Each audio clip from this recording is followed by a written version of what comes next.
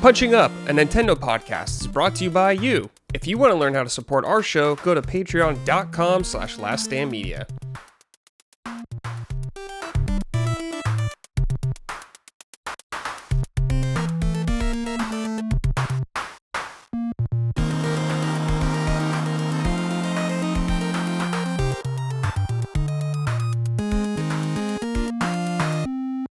Hello everyone, welcome to episode 118 of Punching Up, Last Stand Media's weekly Nintendo podcast. I'm your host, as always, Brad Ellis, and joining me, of course, I have my co-host, Micah Moriarty. Micah, hello.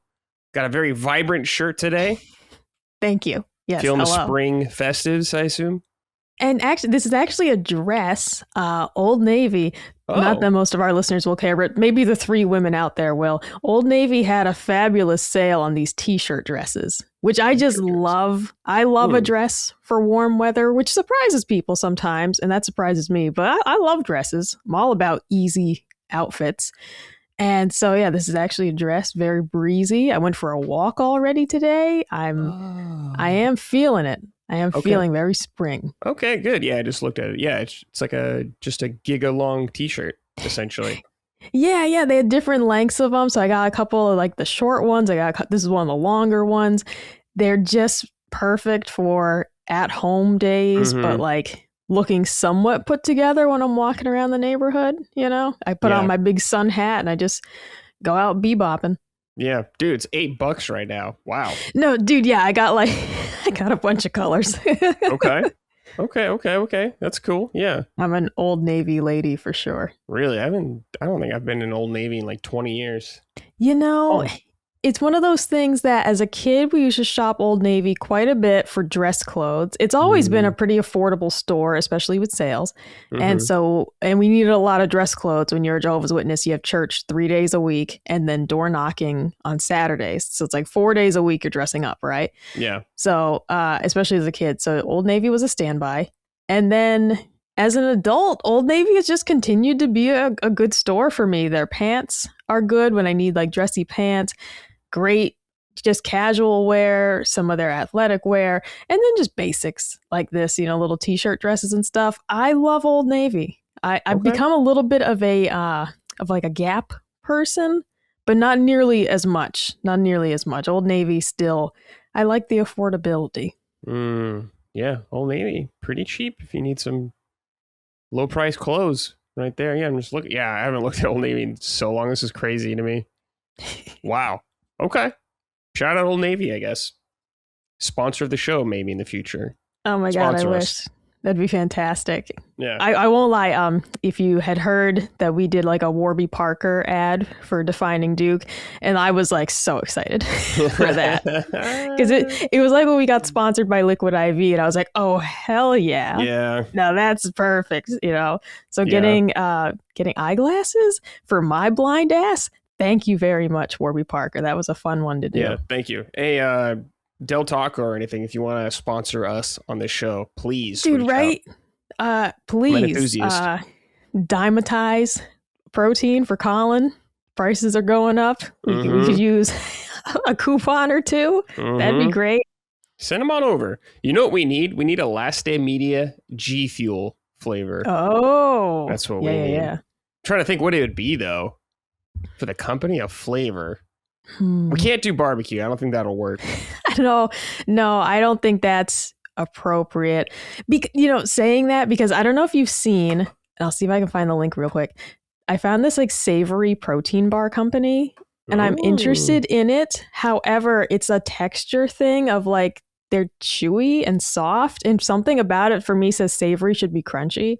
And I'm like, I'm into this idea. Like they have like everything bagel, and like, I'm into the idea, especially for Colin, who does not like chocolate, and most protein bars, the good ones, have like chocolate something.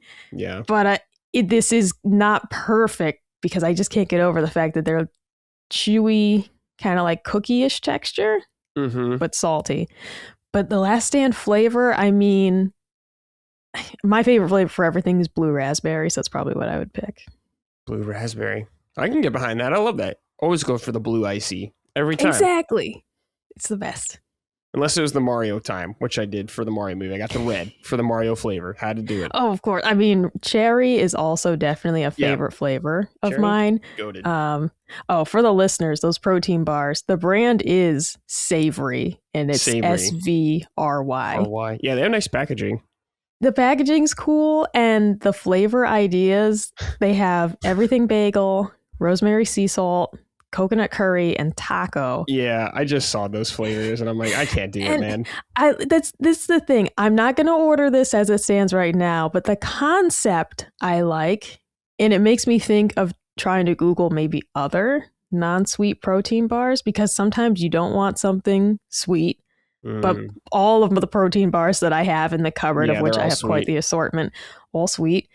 And for Colin especially, who I try to push a little more protein on, and he is not really a sweets person, and he's definitely not a chocolate person. And to be fair, I think every protein bar I have in my arsenal right now is chocolate chips or chocolate coating. He doesn't like peanut butter? He does, but so many of them are peanut butter chocolate that, there are, of course, going to be some that are plain peanut butter. I also can't taste test any of the ones that are dairy for him. Okay. So I'd be going in blind. But if there's a favorite peanut butter without chocolate protein bar, let me know. Okay. Yeah, I don't think I could eat a taco flavored protein bar. I don't think that's really the my thing. thing. If it was crunchy, if it was a crunchy bar, I'd be down to try it. But something about this, the fact that it's a soft texture, it just looks wrong. Like the everything bagel one, it just looks wrong that it should be soft. Yeah, I don't know about that. Not sold, but I would try it. That's the thing. I'm into the idea, much like the Kohler Dakota camera. I'm into the idea, but they haven't sold me on it yet. Yeah, not sold on that quite yet. They sold you on it. You're going to buy one. You probably already have it on the way. No, I don't have any protein bars, actually. I haven't had any for a while. Really? My protein has been, if I'm doing like a protein thing, it's usually Greek yogurt and like protein scoops in it. That's usually what I do. I do like yogurt. Well, I like Skyr specifically. It is even lower lactose than Greek yogurt. So that has become my favorite to purchase. But I got to be honest, I'm not crazy enough to mix a scoop of protein powder in it. It has 16 grams of protein in each little cup. And I'm like, that's enough. And I just mix my granola in and call it a day. Okay. I don't want to fuck with it. Yeah. I don't want to risk it being terrible. Especially because, give me it. Well, my favorite protein powder is Orgain Simple, and it's a blend of like almond, pea, and rice protein, I think. And it's as good as plant protein is going to be. I've sampled many. It's my favorite of all the ones I've tried, but I cannot picture it going well with yogurt. I just can't. Yeah. So I'm like, I don't want to ruin my nightly cup of yogurt. Sure, yeah. I'll just leave it alone. Keep it sacred. I get it. Keep it special. Speaking of special, if you want to be special, you could support us on patreon.com/laststandmedia. You can get early ad-free access to all of our shows, and we couldn't do it without you guys, so please consider supporting us over there. It's going to be a fun week. Lots going on in LSM universe right now. State of Play. Yes. Me and Mike are shooting this before the State of Play, so that'll be a lot of fun. Then we got Jeff Keighley's birthday bash coming up on the weekend with all those shows. Xbox, of course. So, could be a good time. We'll see. Also, if you want some merch, go to laststandmedia.store. Micah here will send you merch from their home. So please head on over there if you want to support us even further. Crapton Picard wrote in, just like you can, on patreon.com/laststandmedia. Hey, Punching Up crew. On Monday, my family is flying to Burbank and will be spending the next 2 days in Nintendo World with my kids and wife. I have no idea what to expect. I'm afraid I'll spend most of the time in lines, but I'm hoping it goes well and they have a good time. We've been planning this trip for almost a year. I don't think either of you have been. Let me know if you have any questions about the park. I'll be sure to report back next week. I have been 2 times to the Nintendo part of this, so we're good on that. But Universal Studios is very small. You can probably do everything in one day easily, so I wouldn't worry about it too much. Nintendo Land there also is very small. There's like one actual attraction there, the Mario Kart thing, and the rest is kind of buying those expensive ass wristbands that are like $50 and hitting a coin block and hearing coin sounds, I guess. And if you want to get pictures with like Toad, like me and Dustin did, or whatever, you can do that as well. So I wouldn't worry about it.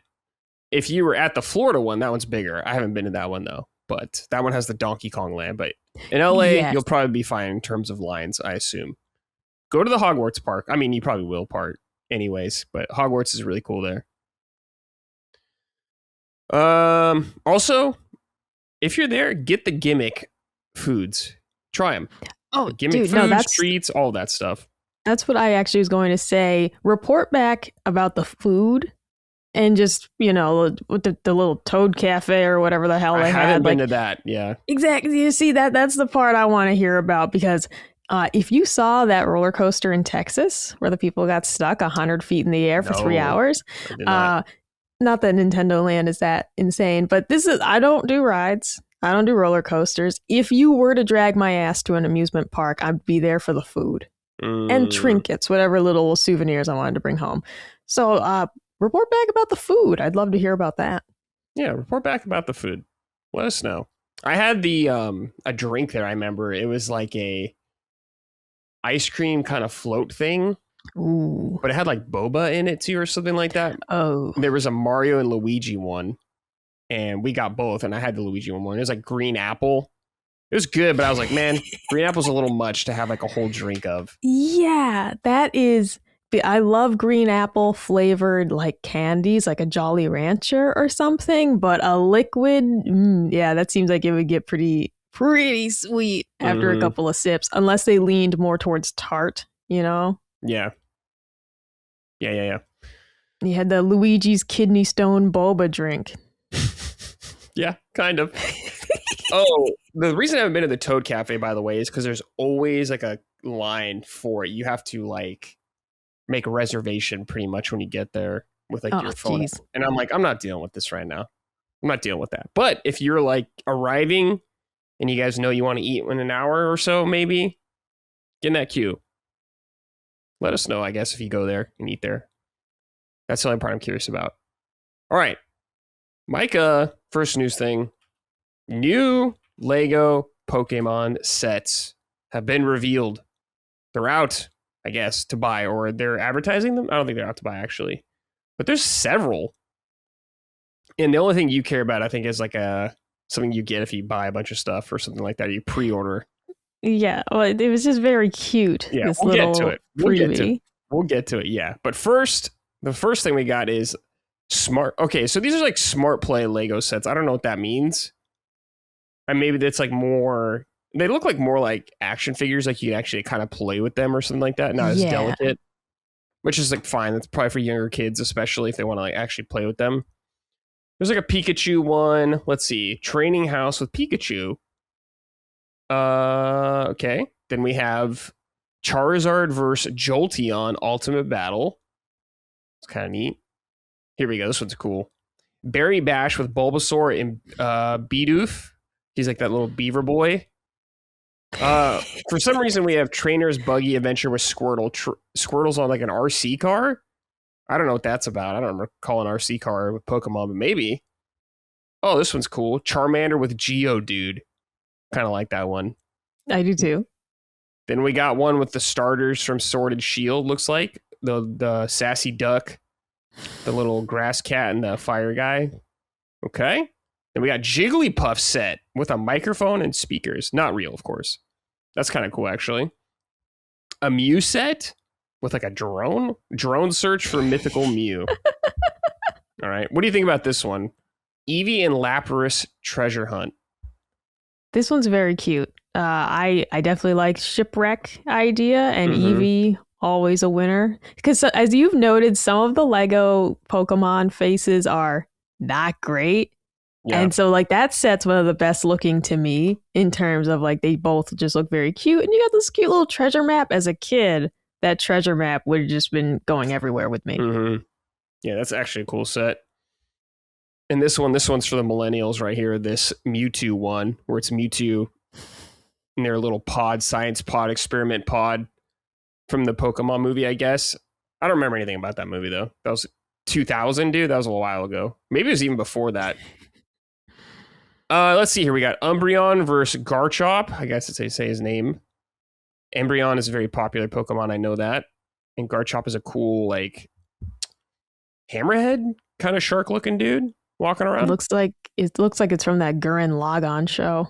Gurren Lagann? Yeah, that's a good call.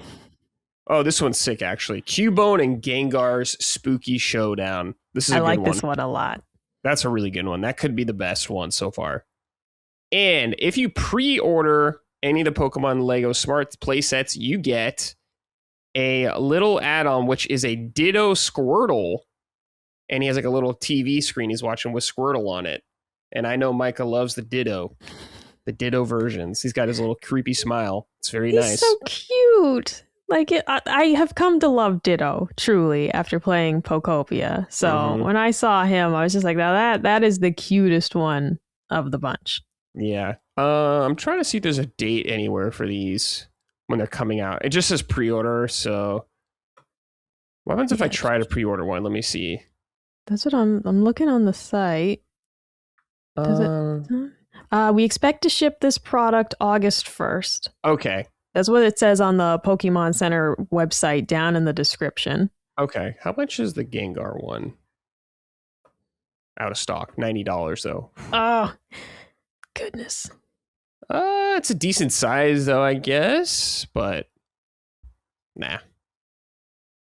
Well, and I've Googled what Lego Smart Play is. It says it's an interactive, screen-free technology that adds, it's able to add things like lights and like motion sensing stuff, sounds to your Lego sets. Okay, maybe so that's you buy this smart brick that has sensors, and it says it detects how you're playing. So like twisting, flying, crashing, and it's supposed to give you sound effects and lights to go with that, which sounds pretty amazing. I had not heard of Lego doing this, so that's pretty cool. Yeah, I didn't know about that. If I was a kid, that'd have been awesome. Dude, right? Picture this, right? You've set up your plane crash scenario with your Legos, and when you crash into whatever, building, it just like gives you a big explosion sound. That's great. Yeah, that is fantastic. Good. That's very nice. To get the Squirtle thing, you need to spend $130 or more to qualify to claim your free Squirtle movie night. That's like pretty sneaky because it locks you into getting two, because these are not, so far, every single one I've clicked on has not met the threshold. I think it's for all Pokemon sets, though. I don't think it's just for these smart ones, the Smart Play. I'm trying to see. Get one Lego Pokemon Smart Play. Oh, yeah, because even the Charizard one is $120. Even that, it's like, damn, it's so close to getting your freebie. Yeah, so you pretty much got to get two sets seemingly. So, but if you're into that, there you go. Yeah, I would get, which ones would I get? I would get the Gengar one, like you said, and maybe the Treasure one with Lapras and Eevee, or I kind of like the Bulbasaur Bidoof one, the little beaver boy. Yeah, that's cool. Charizard, Charmander, a little fucked up. Because I kind of like the Geodude set, but Charmander's a little fucked up. He doesn't translate as well to Lego, or those versions of Lego. So I'd probably go with the Squirtle on the car. The RC car, yeah. Yeah, that's pretty sweet. Yeah, and I'd get the Gengar one. Yeah, Gengar I think is the winner.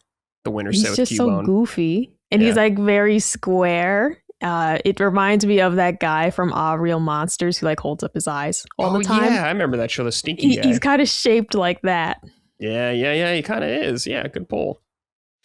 All right, Micah, what we're going to do now is we're going to do Nintendo Direct predictions. I asked you for at least 5 just to have. I have a bunch, but I just wanted some. But anyways, Summer Game Fest is coming up. Like we said earlier, State of Play is today. Xbox is, I think, Sunday or Saturday. One of those 2 days. I think Sunday. But anyways, it's coming up. Nintendo usually has a Direct around this time. I think the last 2 years, they've had one on the 18th, I believe. So we are in Nintendo Direct territory, is what I'm assuming. It could be next week. I'm assuming more so next week or the week after that. But just in case we don't know, or something happens. I want to get this done to make sure we got it in the books, because who knows what next week's going to bring. So, Micah, what we're going to do is we're going to go one by one. I've divided mine up into categories. I don't know how you necessarily did. If you just have like rapid fire, which is completely fine. And I don't know if you did this. I think I said it to write a percentage of how likely you think it is to happen. Okay, cool. Yeah, I have 6 different ones, and I did give myself a percentage of what I think if it's going to happen. You know what? Let's just do all yours, then we'll do all of mine. How about that? Okay. All right, let's hear Micah Moriarty's official Nintendo Direct predictions for June 2026. Micah, please. I'm going to preemptively call these my dumbass Direct predictions just to get ahead of that. Okay, number 1, release date for Fire Emblem Fortune's Weave. Ooh. We still don't have a date. It just says 2026. So I have that as well. I'd settle for a window, whether they said fall or whatever, like just nail something down. Probability, I'm giving that a 100% sure. I gave it 100% as well. It feels guaranteed. Yes, this is definitely going to be, for Fire Emblem fans like myself, a very big deal. Mm-hmm. And I feel like it's time to give us a date and really lock that down. Yeah, 100% likely. I 100% agree. I'll be there because Alucard is in the game, or Timu Alucard is whatever you want to say. He's there, so I'm down. I hope it's good. Because I'm not like a huge Fire Emblem person. I've beaten 3 houses. That's the one I've ever finished, but I've always respected the series to an extent. So I hope I get more enthralled with it. Because the last one, what was it? Engage. I did not hear great things about. No, so I definitely prefer some of the older Fire Emblem titles. The more of the older ones that I play, the less I like the more modern ones. Interesting. I liked Engage okay. The story was bad and the characters weren't great, but the gameplay, the actual battles were awesome. And that's kind of what keeps me coming back, is that even though maybe I don't like the character design or the story, the gameplay and every battle is superb. So as long as they keep nailing that, I'm going to keep playing, but I would love for them to go back, to some of the older kind of style stories and characters, but we'll see. For now, I just want a date to know when I get to play it. Hell yeah. All right. Next. What do you got? Okay. Elden Ring Switch 2 release date. Okay. I have already pre-ordered this game, so she's real. Mm-hmm. It's not a phantom, but I am hoping they give us, once again, either a date or a time frame. Tell me it's fall of 26 or spring of 27, but give me something to hold on to, because I've already pre-ordered, so I feel better about it. I'm giving that though a 50% sure. I really feel like it could just go either. I really feel like that one could just go either way. If they either acknowledge Switch to Elden Ring or not, or if it's not going to be coming out for several months, they might wait till fall to talk about it. So that one, I really am just like, that's a coin flip for me. Yeah, I think that's fair. Okay. Next. Okay, Mario Kart World DLC. Mm-hmm. So it's been almost 1 year. I feel like now could be a prime time for a DLC. I'm giving that an 85% sure. That's higher than I gave it. I gave it a 70. What did you say? 70. Mm-hmm. I feel good about it just because, it's been long enough that I'm like, yeah, people are really starting to expect some more updates for this game, and it feels like an appropriate time to charge some money for this game. I mean, this is just how they operate with Mario Kart, of like, now buy the new tracks and buy so I feel like, get going, Nintendo. If you want to keep milking some money out of this, here you go. Especially, it's like the prices of the console are going to be going up. Well, make some money in other ways too. How about some Mario Kart? Mm-hmm. Yeah, I agree 100%. It's time. We need DLC for that game, and there's so much awesome potential they can do.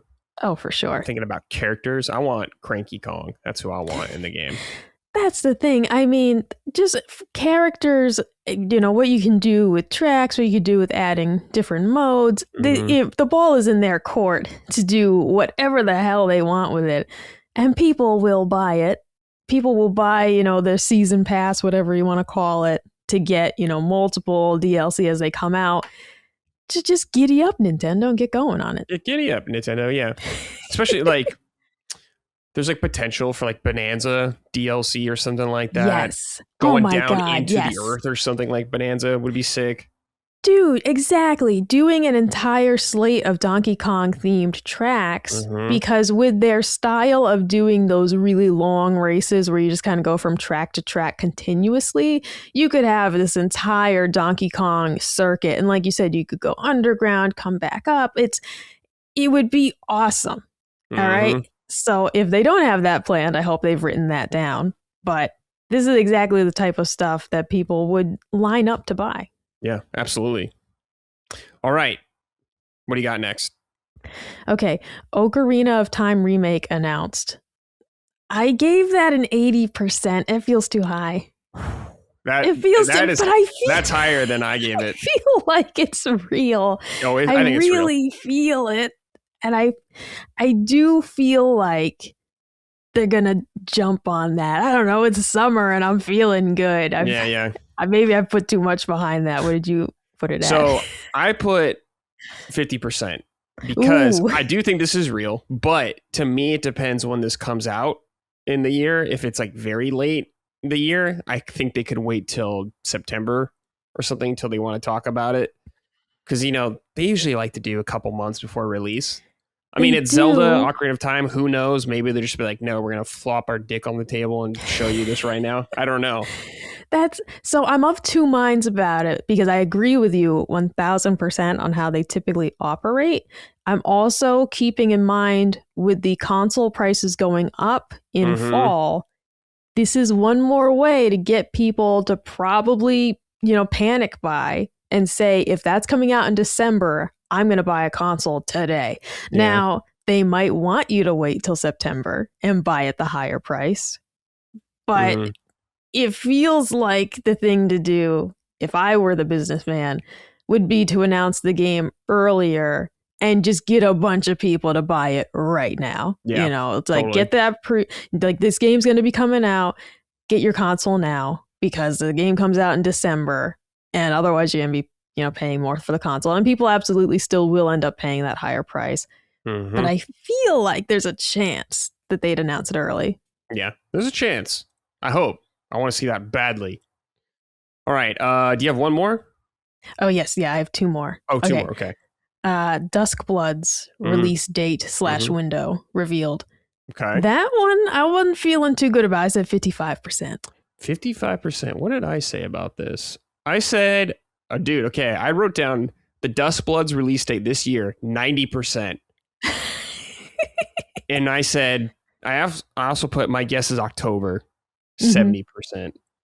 See, and I'll just say full transparency. This is not a game that I am looking forward to. So I was like, I don't know. I'm going to give it 55, which means more positive than negative. But I definitely have not been keeping up with the Duskblood's rumor mill. There's nothing. All we know is that they've confirmed that it's still coming out this year. Somebody's got a dowsing rod and they're like, I feel it. The Duskbloods is here. I mean, it's been over a year since we've seen it, so they showed it one time and that was it.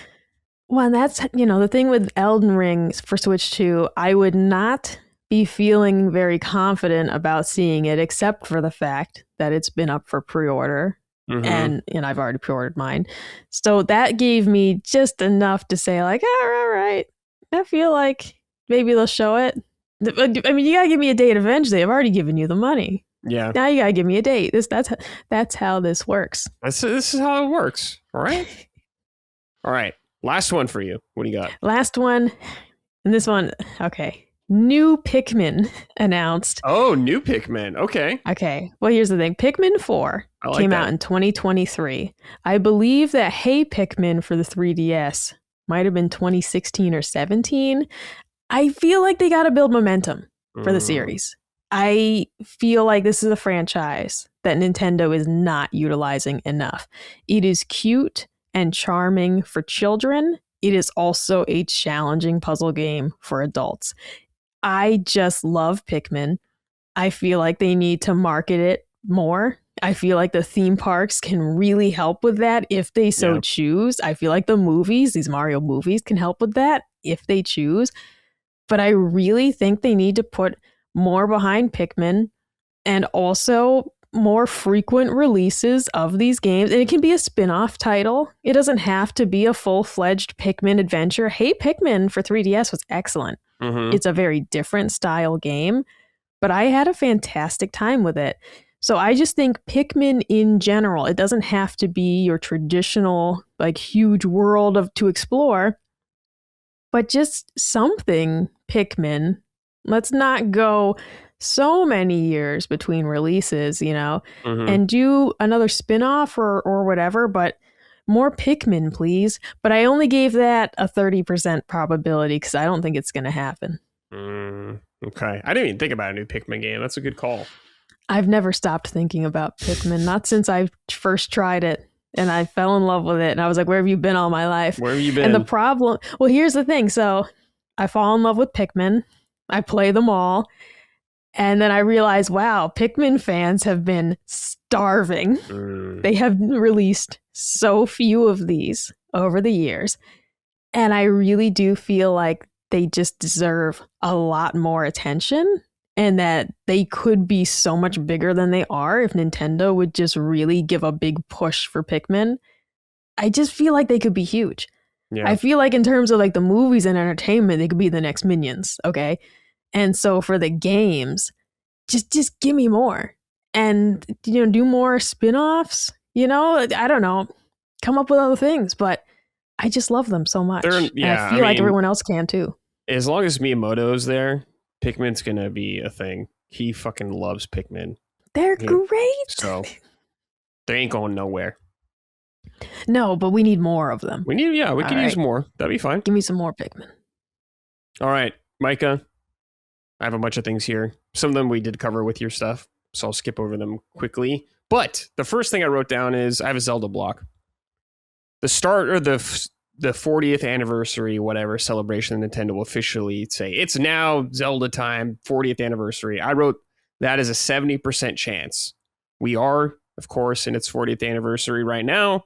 The movie's coming out within a year from today, so we're in the time zone for all that kind of stuff. So I think this is a good opportunity for them to start that.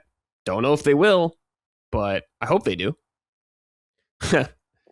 We had Twilight Princess remake, or not Twilight Princess, Ocarina of Time remake. I did that 50%. Then I wrote Twilight Princess GameCube for NSO, and I wrote 50%. If it is the whatever 40th anniversary celebration, it's a pretty good way to start it off. Just like, here's a GameCube port. I feel good about that. Yeah, here's a GameCube port. I'm 50-50 on it, but I feel like it's going to happen eventually. I just don't know if it's now. This might be a little high, but I said a look at the next mainline Zelda, 20%. Tears of the Kingdom came out in 2023. Mm-hmm. We're about 3 years out from that. We may get a little tease of it. I don't know if we'll get like a full-on like reveal or anything like that title. I don't think so. I think it'd be more along the lines of when Tears of the Kingdom was first announced, just as the sequel to Breath of the Wild, essentially, where there's the shots of Link and Zelda underground. We maybe could get something like that. Maybe just a tease of what Zelda is going to look like. But I don't know. Like I said, 20%. Pretty unlikely. Then I wrote Zelda movie news. Movie's coming along. We know, I think filming is wrapped on it, maybe? Yes. I believe so. We've seen Zelda and Link's actors. Could be a good time for a Ganondorf reveal. Who's going to be playing Ganondorf? This could go so badly. I think that could be really good. Seeing maybe who's going to be the king of Hyrule and all that kind of stuff. Also could be in there. Pedro Pascal. Pedro Pascal. That'd be funny as hell. There's no more actors. That's all we got is Pedro Pascal and Tom Holland. Is going to be in it. Yeah. But this is all we have. Yeah, it's all we got. So I put that at 65%. I don't know. Maybe it's too early for them to start kind of talking more about that stuff. But who knows? They're just tweeting out random pictures of Zelda characters and shit. So who knows? Mario. New 3D Mario. I wrote 25%. This is definitely coming. This is probably a game for next year, though, is my guess. If I had to bet on, I'd say that's a 95% chance it's next year. So maybe a little too early for them to show it. But if they want to start building that momentum for Switch 2, we know they raised their expectations of console sales. So this will be a good way to get people excited. But I'm not super sure about, like I said, 25%. 2D Mario. Like, what was the last one? I can't. Wonder. You know, whatever the successor to Wonder is. I wrote 20%. Obviously going to happen as well. Might be too early for a new 2D Mario. I'm not sure. Because we got we got the Switch 2 version of Wonder. Right. They did a meetup in Bellabelle Park. Bellabelle Park. That's it. Yeah. So we had that. So I don't know, but 20%, not super sure. These are lower than I would like them to be in my heart. That's for sure. Mario sports game. I also wrote 20% because we just got tennis. These are definitely coming. Might be a little too early. I hope it's golf, and I hope it's a good golf game, please. I'd like a golf game, yes. Yeah, make a good golf game, please. So 20% there. Mario Kart World DLC, like I said, 70%. We touched on that with you. I think it's pretty likely, but not exactly sure. Because we've been waiting longer than I thought, honestly. I thought we would have had the DLC at least announced by now, but no. Well, and especially your idea, for a Donkey Kong Bonanza tie-in. I am surprised that they haven't done things like that sooner. Yeah, they could do tie-ins with a lot of cool Mario stuff. So we'll see. Oh, absolutely. Yeah. There's so much. There's just so much potential with their whole roster of characters. Yeah. Come on, dude. Exactly. Pikmin World. I don't know. Yeah. Just do it, Nintendo. Yeah. All right. Other first-party games I wrote. Animal Crossing, a new Animal Crossing. God. I wrote 10%. Too early, I think. Why even put it out there into the ether? I was just thinking about Nintendo stuff. Too early, I think. Definitely, of course, coming. Maybe next year. I feel like we could see that next year. I could see it coming out next year. I'm not even sure. I don't know if I'll live to see it. I don't know. Because it came out in 2020. We're getting on 6 years now, so... Yeah. Maybe they'll wait 10 years. I don't know. That's Nintendo for you. So who knows? Fire Emblem Fortune's Weave release date 100%. Me and Micah were both feel like that's a lock. Monolith Soft's new game. Whatever they're working on. It's been a while since Xenoblade 3. But they've done, a couple ports. I don't know if they actually did the ports themselves. I'm not sure. But Monolith Soft does help out with a lot of other Nintendo projects. But for a new game for them, whatever the successor is to Xenoblade 3 and all that kind of stuff, I wrote 20%. Might have to wait a little bit longer on that one. If it was for the whole year, like the next direct, I could say, that sounds like a 60% chance to me. Yes. Yeah. Because that's something I desperately want to see and know about, but I don't feel like it's time. Yeah. Might not be time yet, but we'll see. New Smash Brothers, 25%. We know that's 100% coming. Sakurai got to do his little fun side project of Kirby Air Riders. Now they're putting him back in the Smash mines to start mining for minerals. That's definitely happening. Maybe they're saving that too. I don't know. Oh man, it's so hard because they could announce this. Seems fast, but I feel like Smash Brothers usually comes out relatively early in the life cycle of consoles. Usually. That's the thing. This is a staple of like owning a Nintendo console, and it's just something that it is. It's a console that is very friendly towards a younger audience, and that is a fighting game that is very friendly towards a younger audience and playing with your neighborhood pals or your siblings. Like, it is definitely something I would hope to see pretty early in the console life. I would hope you wouldn't make us wait too long for that. Yeah, hopefully not too long. All right. Pokemon Pokopia DLC. Ooh. I wrote 55%. I think this will probably happen, but it's just going to take a little bit of time.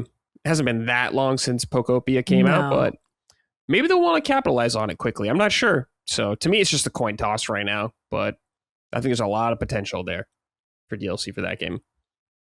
All right. Next, I have Switch 2 versions, which are basically just Switch upgrades from old games. I wrote Skyward Sword. 10%. They did a remaster for that for Switch already, but seems like they could just do a 4K patch for it or 4K update version for it or whatever that runs better. I don't know. That could happen. Maybe some better textures. I wrote 10% though. I'm not Zelda, I'm like always a little more, I don't buy it Nintendo kind of thing like that. I don't expect it, but I hope I'm wrong. Even with the 40th anniversary, it's like, but are you just gonna say that, well, the movie is the big celebration? Are you gonna hit me with that bullshit? And I really shouldn't hope for much else. Yeah, because it's like the Mario 40th anniversary. It's like, yes, no mainland Mario kind of thing. So no. I mean, we did get Galaxy 1 and 2, which was amazing. So maybe that'll be the equivalent of it. I don't know. Exactly. That's kind of how I feel about Ocarina of Time remake. It's like, well, yeah, if Galaxy 1 and 2 is kind of like, oh, that's the celebration of Mario. And it's like, all right. Maybe this is the celebration of Zelda. Here's another old game for everybody to play again. Pikmin 4, Switch 2 version, 70%. That feels pretty safe. Yeah, I think this is going to happen. Feels pretty likely one way or another sooner. But I feel like this is definitely a project that's going to happen. Like we were saying, Miyamoto loves Pikmin. And they're running out of Switch 2 versions to port over from Switch 1 games. And Pikmin 4 is like a great example of that. So we'll see. Oh, you know what? I just thought of one. Paper Mario, the 1,000-Year Door. Mm-hmm. There was like those rumors or like it wasn't a rumor, I think, but people like found files in it that it could support like 4K or something like that. Maybe they'll do a version of that with 60 FPS, which would be really nice. Don't know for sure. I'd give that like a 35%. I'd give it a 35% right just now. Brad's thinking face got really intense for a second. Yeah, I'm thinking 35%. Well, you know what it is, because you don't want that and I don't want that. So it's kind of like, Yeah, but I guess it's just one of those things they could just like sneak out real quickly. Absolutely. Just a quiet sneak out. Like, oh, there you go. All right. No new content or anything like that. Just a little bloop. Switch just to a little port. fart in church. Yeah, exactly. Just a little squeak. Wind Waker HD / Twilight Princess HD. 10%, man. I wrote 10%. Brad, that's a 1%. Yeah. That might even be a 0.5%. I'm coping a little bit on that, yeah. As we know, I think they'll probably just save these games for the GameCube service. And they'll just be like, fuck you. Enjoy the GameCube versions. Seriously, it really is like a bummer, because this is something that I would like, and pretty much everybody would like. Mm-hmm. And now this would be a celebration for the 40th anniversary. Here's what we've been waiting for. But sure would. Nope. Get owned. I don't think they'll do it. They will, though. They'll be like, here's the 1,000-year boar. And have that. Damn. I know at least 20 people just got upset about you saying that. The first half of the game's good. And I will celebrate that. Damn. All right. Third party. You said this as well. The Duskblood's release date this year, 90% is my guess. October, 70%. Next. You and Dustin gonna be running duos? Mm-hmm. Mm-hmm. Absolutely. Next, Metaphor ReFantazio. Or as Dustin likes to call it, he calls it Metaphor Retardazio. I think that's what he says. Anyways, I wrote 70% on this. I think this will happen. Atlas is a supporter of the Switch, that's for sure. So I think that'd be great. Cool game, dude. Because do you own this? I forgot. I know you haven't played it. I have it for Xbox. Okay. And I have not played it yet. But if there is a Switch 2 version, would you play it instead on there? If it reviewed well. Okay. I do love Atlas games, and I would want the best experience. So although that kind of flies in the face of me choosing to play Persona 3 Portable, because I didn't want to wait to play because the remake wasn't available on Switch. Mm-hmm. So but for that game, and especially because I already bought it, the Switch 2 version would definitely need to review well, and people tell me that it's on par for me to say, all right, I'll buy it. If there's anything wrong with it, because I would trade in my Xbox copy to recoup some of that cost. Sure. Because I bought it late anyway, so I may have gotten it on sale. But yeah, for me to play it on Switch 2, it would have to be very decent. Yeah. Next, I wrote Persona 4 Golden Revival. We know this is coming out. Man, I honestly should put these at the same probably, but I wrote 65%, so 5% less. But maybe they should be the exact same, I guess. that I could see them being there. So I assume we'll see more of that game, definitely, at someone's showcase, this whole fiasco going on. Sonic Frontiers, this kind of got seemingly leaked, or people saying it's real. I wrote 90% for now. Feels pretty likely to me. Not completely sold on it, but I feel like it's going to happen. I just looked at this, and this might seem... I would lower this now that I think about it. I wrote native Kingdom Hearts ports. Oh. I wrote 50%. I think it should be like 20% right now. Yeah. I would lower it. I don't think we won't get that kind of stuff till 4 is ramping up. Yeah, they want you to forget about Kingdom Hearts for now. They're like, please stop thinking about it. You know, stop talking about it. It's not ready yet. Yeah, I'm gonna put that to 20%. Actually, 10%. I'm putting that 10%. A little too early. Claire Expedition or Claire Obscure Expedition 33. I wrote 70%. I feel like they're definitely gonna port that game. It's been a minute. So yeah, I feel like that can definitely show up. It's been a while, so maybe they've had time to at least show it off. Monster Hunter something. Monster Hunter, very big Japanese franchise. Nintendo's huge in Japan. There was a Rise on Switch. It could be a port of Wilds, or it could be a new Monster Hunter game, something, a spinoff. I don't know. But I feel like Monster Hunter's definitely coming on Switch. So 65%. Resident Evil remake games. We've gotten Village. Wait, hold on a second. Which we have Village and we have Requiem. Are there any other RE games for Switch 2? Let me just double check really quick. We've had Requiem 7, okay, and 8. So 7, 8, 9. So they could do 2 remake, 3 remake, and maybe even 4 or something like that. I could see coming on Switch 2. Capcom has been supporting the Switch 2 a lot, so I think that'll definitely happen. What did I write for that? What was my percentage? 70%. Okay, likely. I wrote 007 First Light date. We know this is coming. It was delayed until they were ready for the version. I wrote 80%. They might just need a little bit longer and just kind of want to avoid it and just say like a random tweet coming out this day, something like that. But I feel like it could definitely happen. I do too. They assured us that it was not a Borderlands 4 situation and that it's not just going to be indefinitely delayed and we won't hear about it again. They assured us that was not happening. Yeah. Speaking of Borderlands, I wrote Borderlands 4 release date, 30%. Yeah. I honestly, playing that game, on my Xbox Series X, and it had some moments where it was struggling a bit, and I can absolutely understand why this has not gone well so far for putting it to Switch 2. So I don't feel good about it. Mm-hmm. Next, two final things. Hardware. I said a limited edition controller, 60%. And my guesses were Splatoon or Fire Emblem.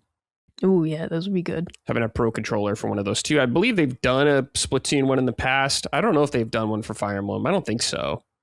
So maybe we can get one of those pro controllers.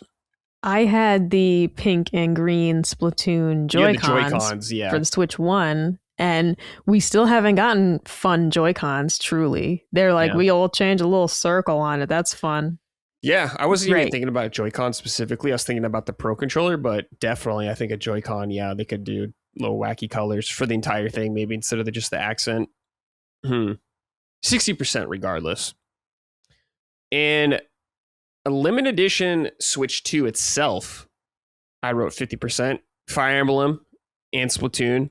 And I also wrote Ocarina of Time, if they do that, if that game exists, or they show it here. So I feel like Zelda has a strong history of limited edition consoles with Nintendo, so I can definitely see that happening. Splatoon, I can't recall if they've done one. They might have done one. Let me see this really quick. Is there a Splatoon Switch console? Let's see. I don't think so. Oh, yeah. There was an OLED one, I think, actually. Yeah, there was. Okay. I don't think they've done one for Fire Emblem, though. So I don't think so. And you had the cool Animal Crossing one that was like the dog was blue. Slapped. That was such a good one. Wow. It was fantastic. It was fantastic. I actually, This is licensed, but it's not, from Nintendo. As I pre-ordered this Kirby controller by Hori, Hori, and I'm very excited about it. They had a whole bunch of Kirby stuff coming out, like the travel cases for your Switch and things like that. And this controller, after all our discussions of not getting cool controllers, I said I simply must have it. Simply must. You must get it. Do what you can. It's purple and it's cute. Yeah. I don't know. It comes out July 2nd for anyone else who's interested. I pre-ordered that back in May and just forgot to mention it. Yeah. Well, that's it for Micah's and I's predictions about the Nintendo Direct. We'll see, though, whenever it comes up. I have some write-ins, though, from the audience with some of their predictions. Christian Ryan wrote in and said some direct predictions. Zelda's 40th anniversary, Ocarina remake for November, Twilight Princess on 2 NSO Shadow Drop updates on the movie, and a logo reveal for the next mainline entry in development. Mario Kart 2.0 update with DK DLC, Fire Emblem, and Orbitals for August. Okay, pretty good list. The Real HB wrote in and said, hey Goombas, just got a short Nintendo Direct prediction. I don't think we've seen all there is to see for Star Fox. They actually just put out a trailer today, I think, for that little overview trailer. Yes. I think they will show off some new features and content. Also, I predict we will get a multiplayer weekend beta before release. It could just be hopium, but I am still excited for this game either way. Have a good day and keep punching up.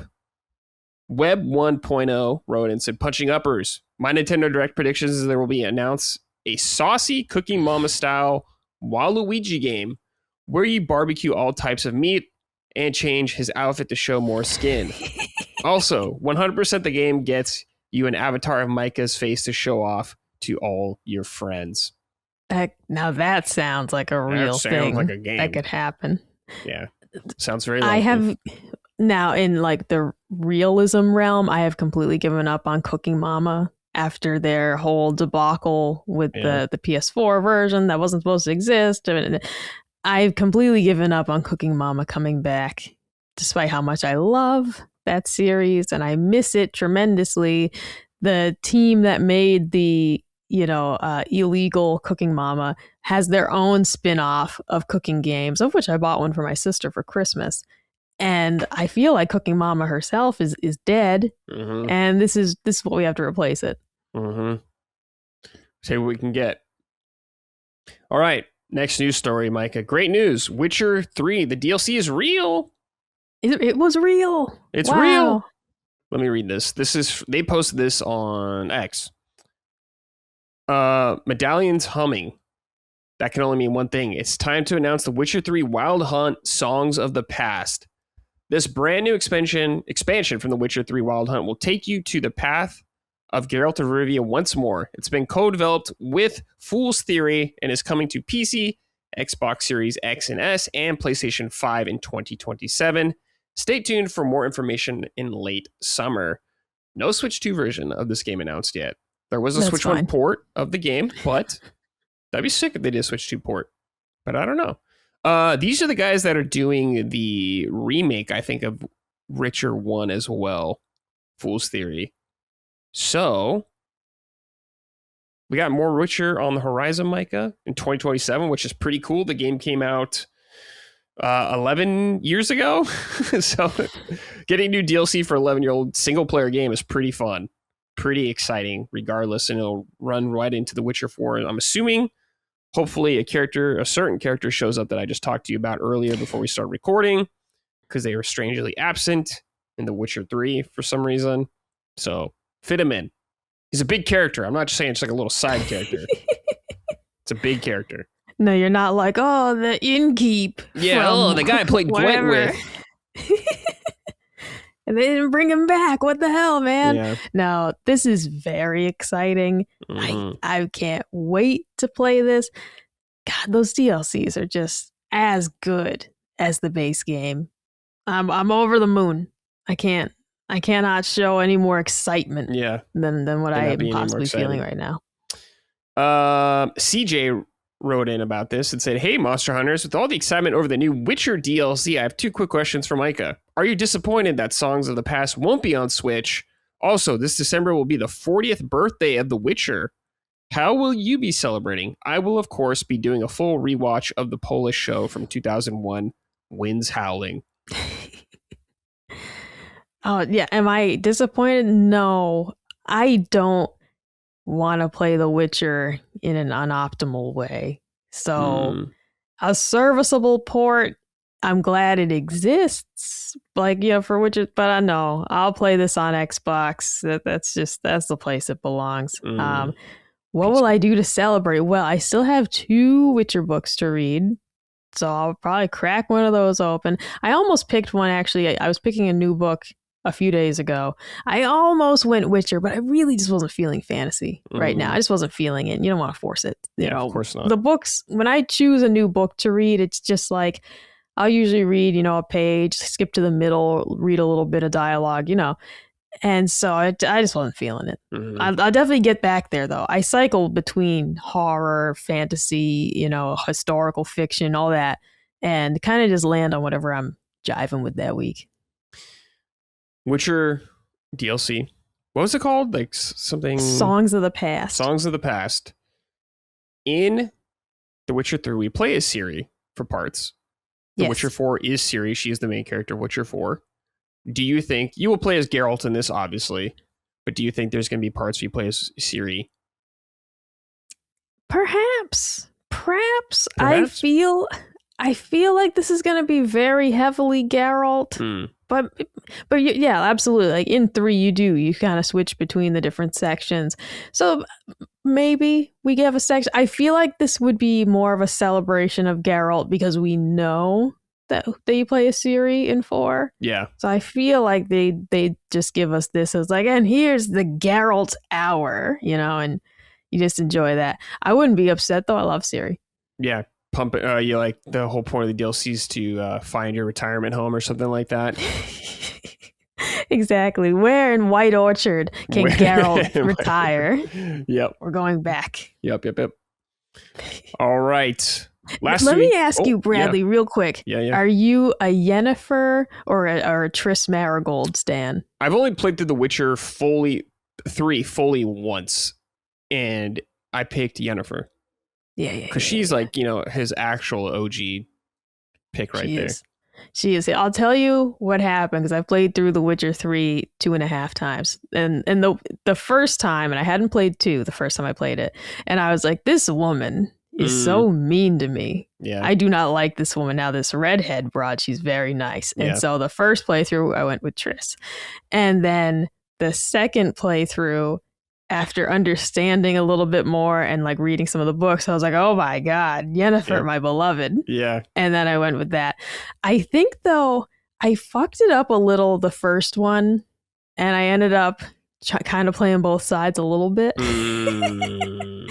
But the second playthrough was dedicated to Yennefer and the third playthrough that I got like halfway through also dedicated to Yennefer. Yeah. For me, it was a Yennefer ride or die kind of thing. I was like, be gone, hussy, to Triss, essentially. Be gone, thought. Yeah. Now, that's the thing. I was playing the field. It's like Kira Metz, all right. Oh, yeah. I'll take you for a roll, Nate. Yeah, I banged her too, right. The DLC, I was cheating on Yennefer like crazy, but these things happen. These things happen. All right. Same in, KCD 2. Oh, with and Henry? It's like, will I be faithful? No. The answer was no. I didn't play KCD 1, so I didn't have the past relationship, whatever the other girl is. And she's not even into it, isn't she? She's not even there. They reference her, I believe, that he has a sweetheart. Okay. And that's kind of it. Okay. And then otherwise, no, you don't see her in the second game. And you are just out gallivanting. Yeah, they're like wanting you to forget about her. Right. And so I started out with a very pure intention of, no, she is my beloved from the first game. Yeah. And I will not. And then just things happen, Some titties came out. Yeah, things changed. Everything changes and the titties come out, man. Yeah, true. Yeah. This is a rule of life. Yeah, that is true. All right. Last week we talked about this Dragon Quest, but now it happened. So we have the actual information here. And yes, Dragon Quest XII was shown again, but it is completely different from what we knew it as before. It has been rebooted internally. It was not going well. It has a brand new name called Beyond Dreams. I'm going to read this from Square Enix. This is like a press release thing. Dragon Quest XII underwent a restart in development under a new structure, and its title changed from Dragon Quest XII, The Flames of Fate, to Dragon Quest XII Beyond Dreams. Alongside this change, the game's logo has also been completely refreshed. To accompany this announcement, messages from Yuji Horii, game designer, and Yosuke Saito, executive producer, have been released along with the development gameplay footage. I don't need to read all that, but we actually did see the game. Micah, what did you think of what we saw? It's just a little bit. Yeah, it looks like more Dragon Quest. Yeah. I won't lie to you that I was looking forward to when they said it was going to be like a darker tone for the original 12, you know. I was looking forward to seeing what that would look like. So I don't want to say I'm disappointed because everybody knows I'm not the biggest Dragon Quest fan in the world, but I was looking forward to seeing what else they could have done. Sure. But yeah, we just saw a little bit of a couple characters. We saw the main character, a lizard boy, which I assume is the main character, just in different form. It's probably gonna be something like with Dream Realms or some shit like that. Yeah. And we saw this girl who looks like kind of like Bulma-esque with like technology. She's her little robot pal. Main character design wise, I think he's whatever. I'm not like super into it, but I don't like hate it. You'll probably get cooler armor in the game is my guess though, and it'll like change your appearance because he has a very basic like bitch level 1 starter gear on. Bitch level 1. Basic bitch level, yeah. So you'll probably get cooler armor, I assume, because they show a shot of the lizard man and he's wearing like a full set of armor, so I'm assuming that'll happen as well here. But and they show him like running and jumping off stuff in the field, so maybe more mobility, which is cool. But yeah, super down, obviously. No sign of release date whatsoever, so I'm assuming this is years away still, sadly. They also announced Dragon Quest Monsters: The Withered World. I have never played a Dragon Quest Monsters game. I believe they're like about catching monsters, kind of like Pokémon or something like that. I don't know for sure. But this one has, I believe, characters from Dragon Quest V, which I also have not played. So there you go. Is there a Switch 2 version of this? Yes, there is for Monsters. I don't think they said anything about 12 yet, though. I assume there will be, though, because Dragon Quest is just that huge in Japan. Also, Dragon Quest 3 and 1 and 2, the remakes they did, sold over 4 million copies. So there you go. Very happy to see that.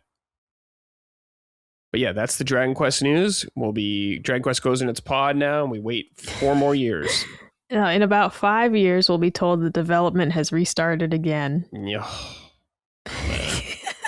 Would you renounce your Dragon Quest fandom if that happened? No, I would not. You'd hit him with a fool me once, shame on you. No, fool me twice. I wouldn't be like, I'm never playing Dragon Quest again. I wouldn't pull one of those things. I'd be disappointed, of course. But I know when it eventually comes out, I'm gonna play it. That's just the way it is. I'm not gonna rob myself of that joy. No, certainly not. Can't do that. All right, Micah. What have we been playing? Man, just Yoshi. Just Yoshi? Cruising along?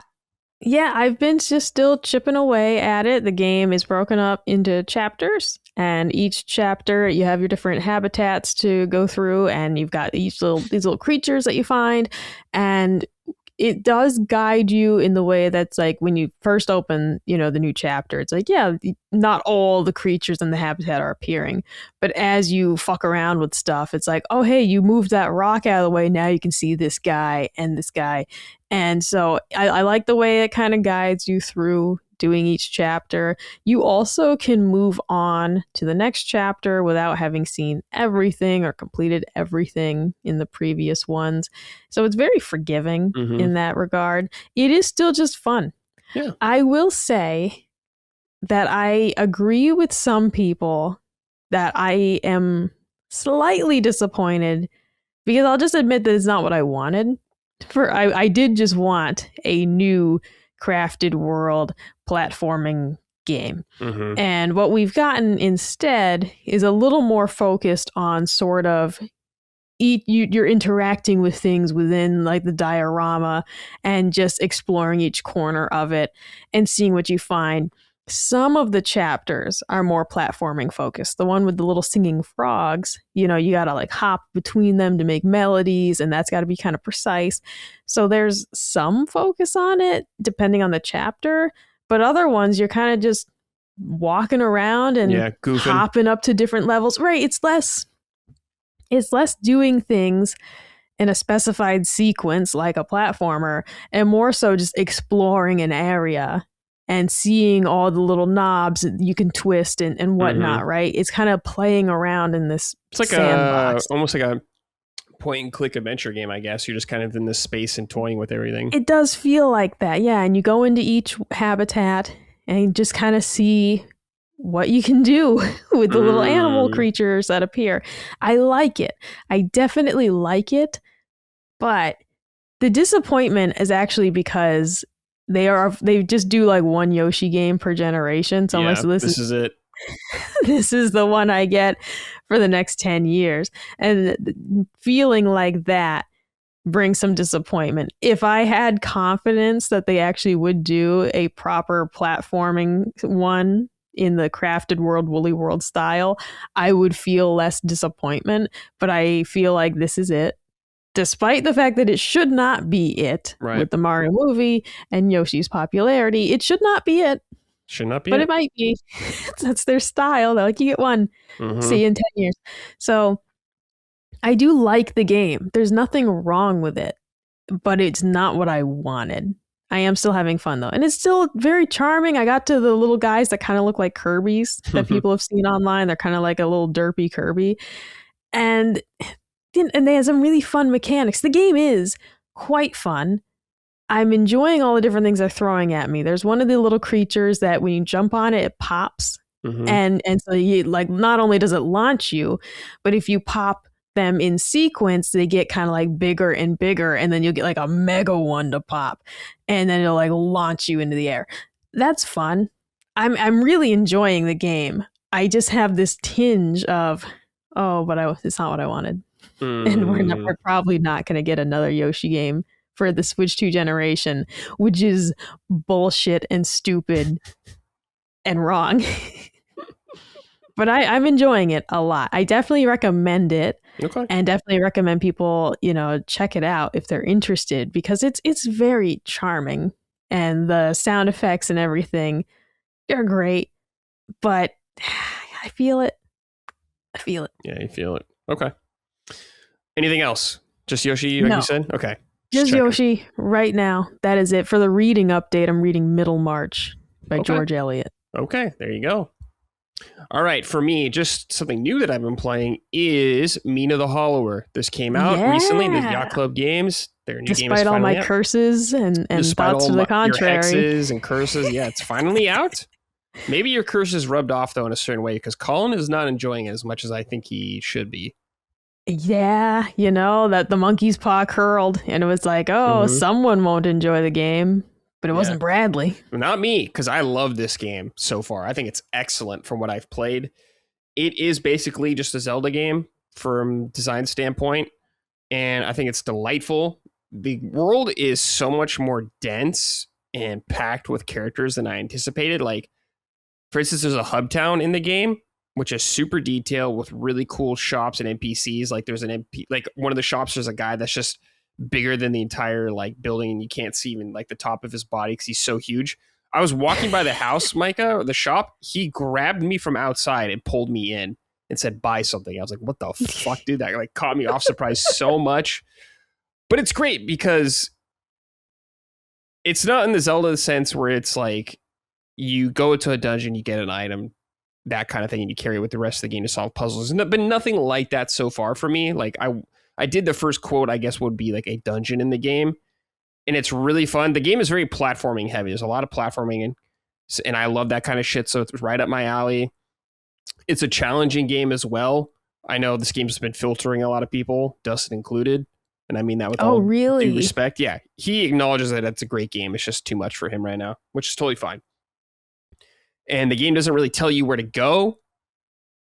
Colin was complaining about there's no map, but there is a map in the game. He just hasn't gotten it yet. So figure out that. But it's definitely a game where you want to just play it and not worry about necessarily like, I need to be told where to go kind of thing like that. It's more about you just kind of experimenting, going somewhere and being like, can I progress in here? Oh, I can't. Okay, I'll come back later kind of thing like that. That's what I've been doing with the game. And it's been wonderful. The music is awesome in the game. It looks really good. They mimic a Game Boy Color kind of style for the game, but of course, it's way more impressive than a Game Boy Color game. And it's been really fun because I just played through the Oracle games, which this reminds me a lot of, and it's just crazy what they've been able to pull off. I've been thoroughly impressed with mechanics they've introduced in this game constantly. Like there's this one thing early on at the first like dungeon area where you get a statue head and you have to carry it to a certain way. But when you pick it up, this green ghost head starts chasing you around. So you got to juggle with dealing that while carrying this thing and platforming. But you could like throw it at enemies too, and it does a ton of damage. I like that mechanic a lot. There's just been this lava area I found where you like can break ground and lava will start to pour out, and you have to make little paths to burn certain things. I'm like, this is cute. I like these little things like that. Meaningful upgrades in the game. Everything that I've seen, I'm like, I want to buy that. Like more health. I just bought an outfit that turns you green instead of red, and it gives you like way more health. So it's like a nice little upgrade in that sense. Trinkets you can get to give you passive effects like spikes will do less damage to you and you won't bounce back as far. Or one I have that I like to use is if I get hit, this little creature comes out like a little fairy thing and it buffs me, increasing my damage and my attack speed. So that's been really clutch in a lot of fights. And just buying stuff like, hey, more trinket slots, more health, more power for my sub weapons. And everything's pretty expensive, which has been really fun.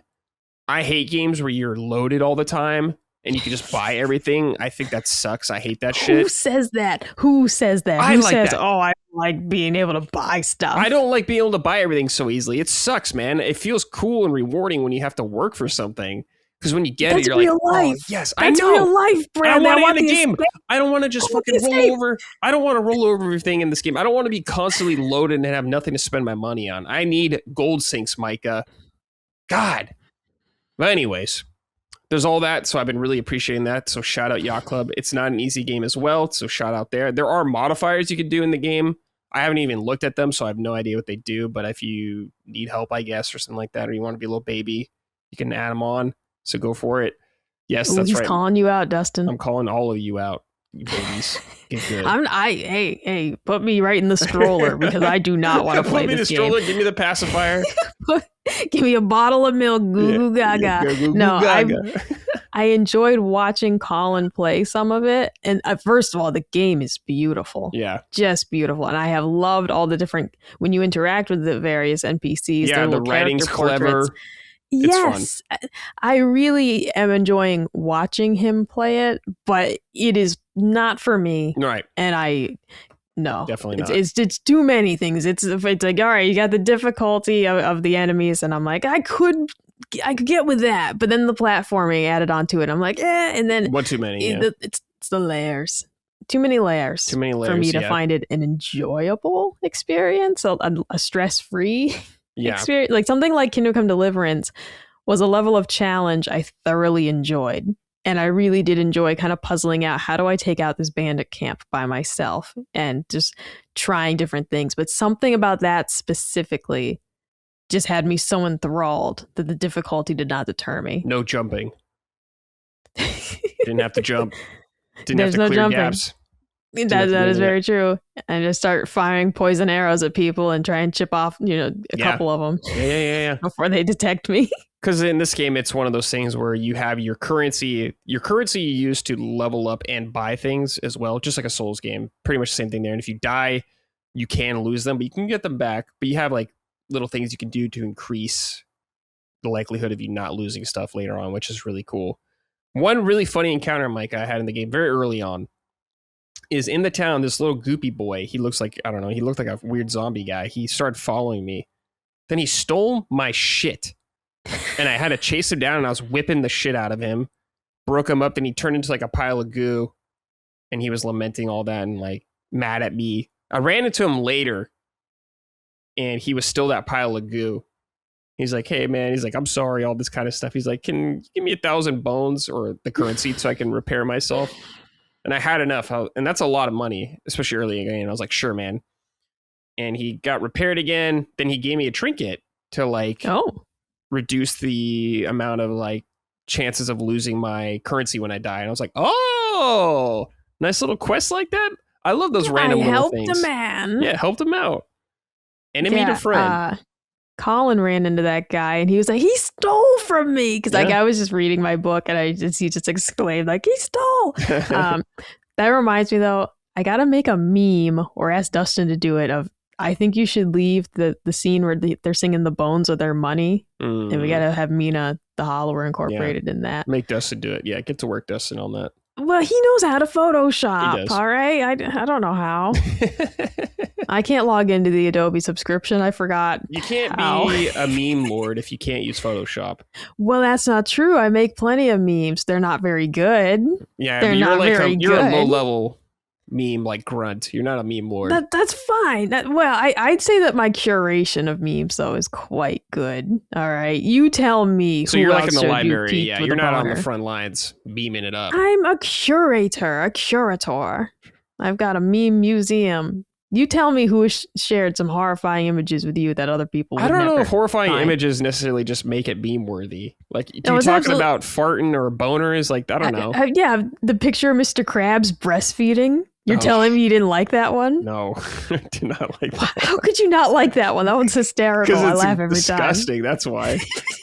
Taste it. Taste the milk of a crab. Oh, man, it's fucking gross, dude. I did like the Knuckles one, walking through the steps, though. I was thinking that just because I have been so sore this week trying new things in the gym.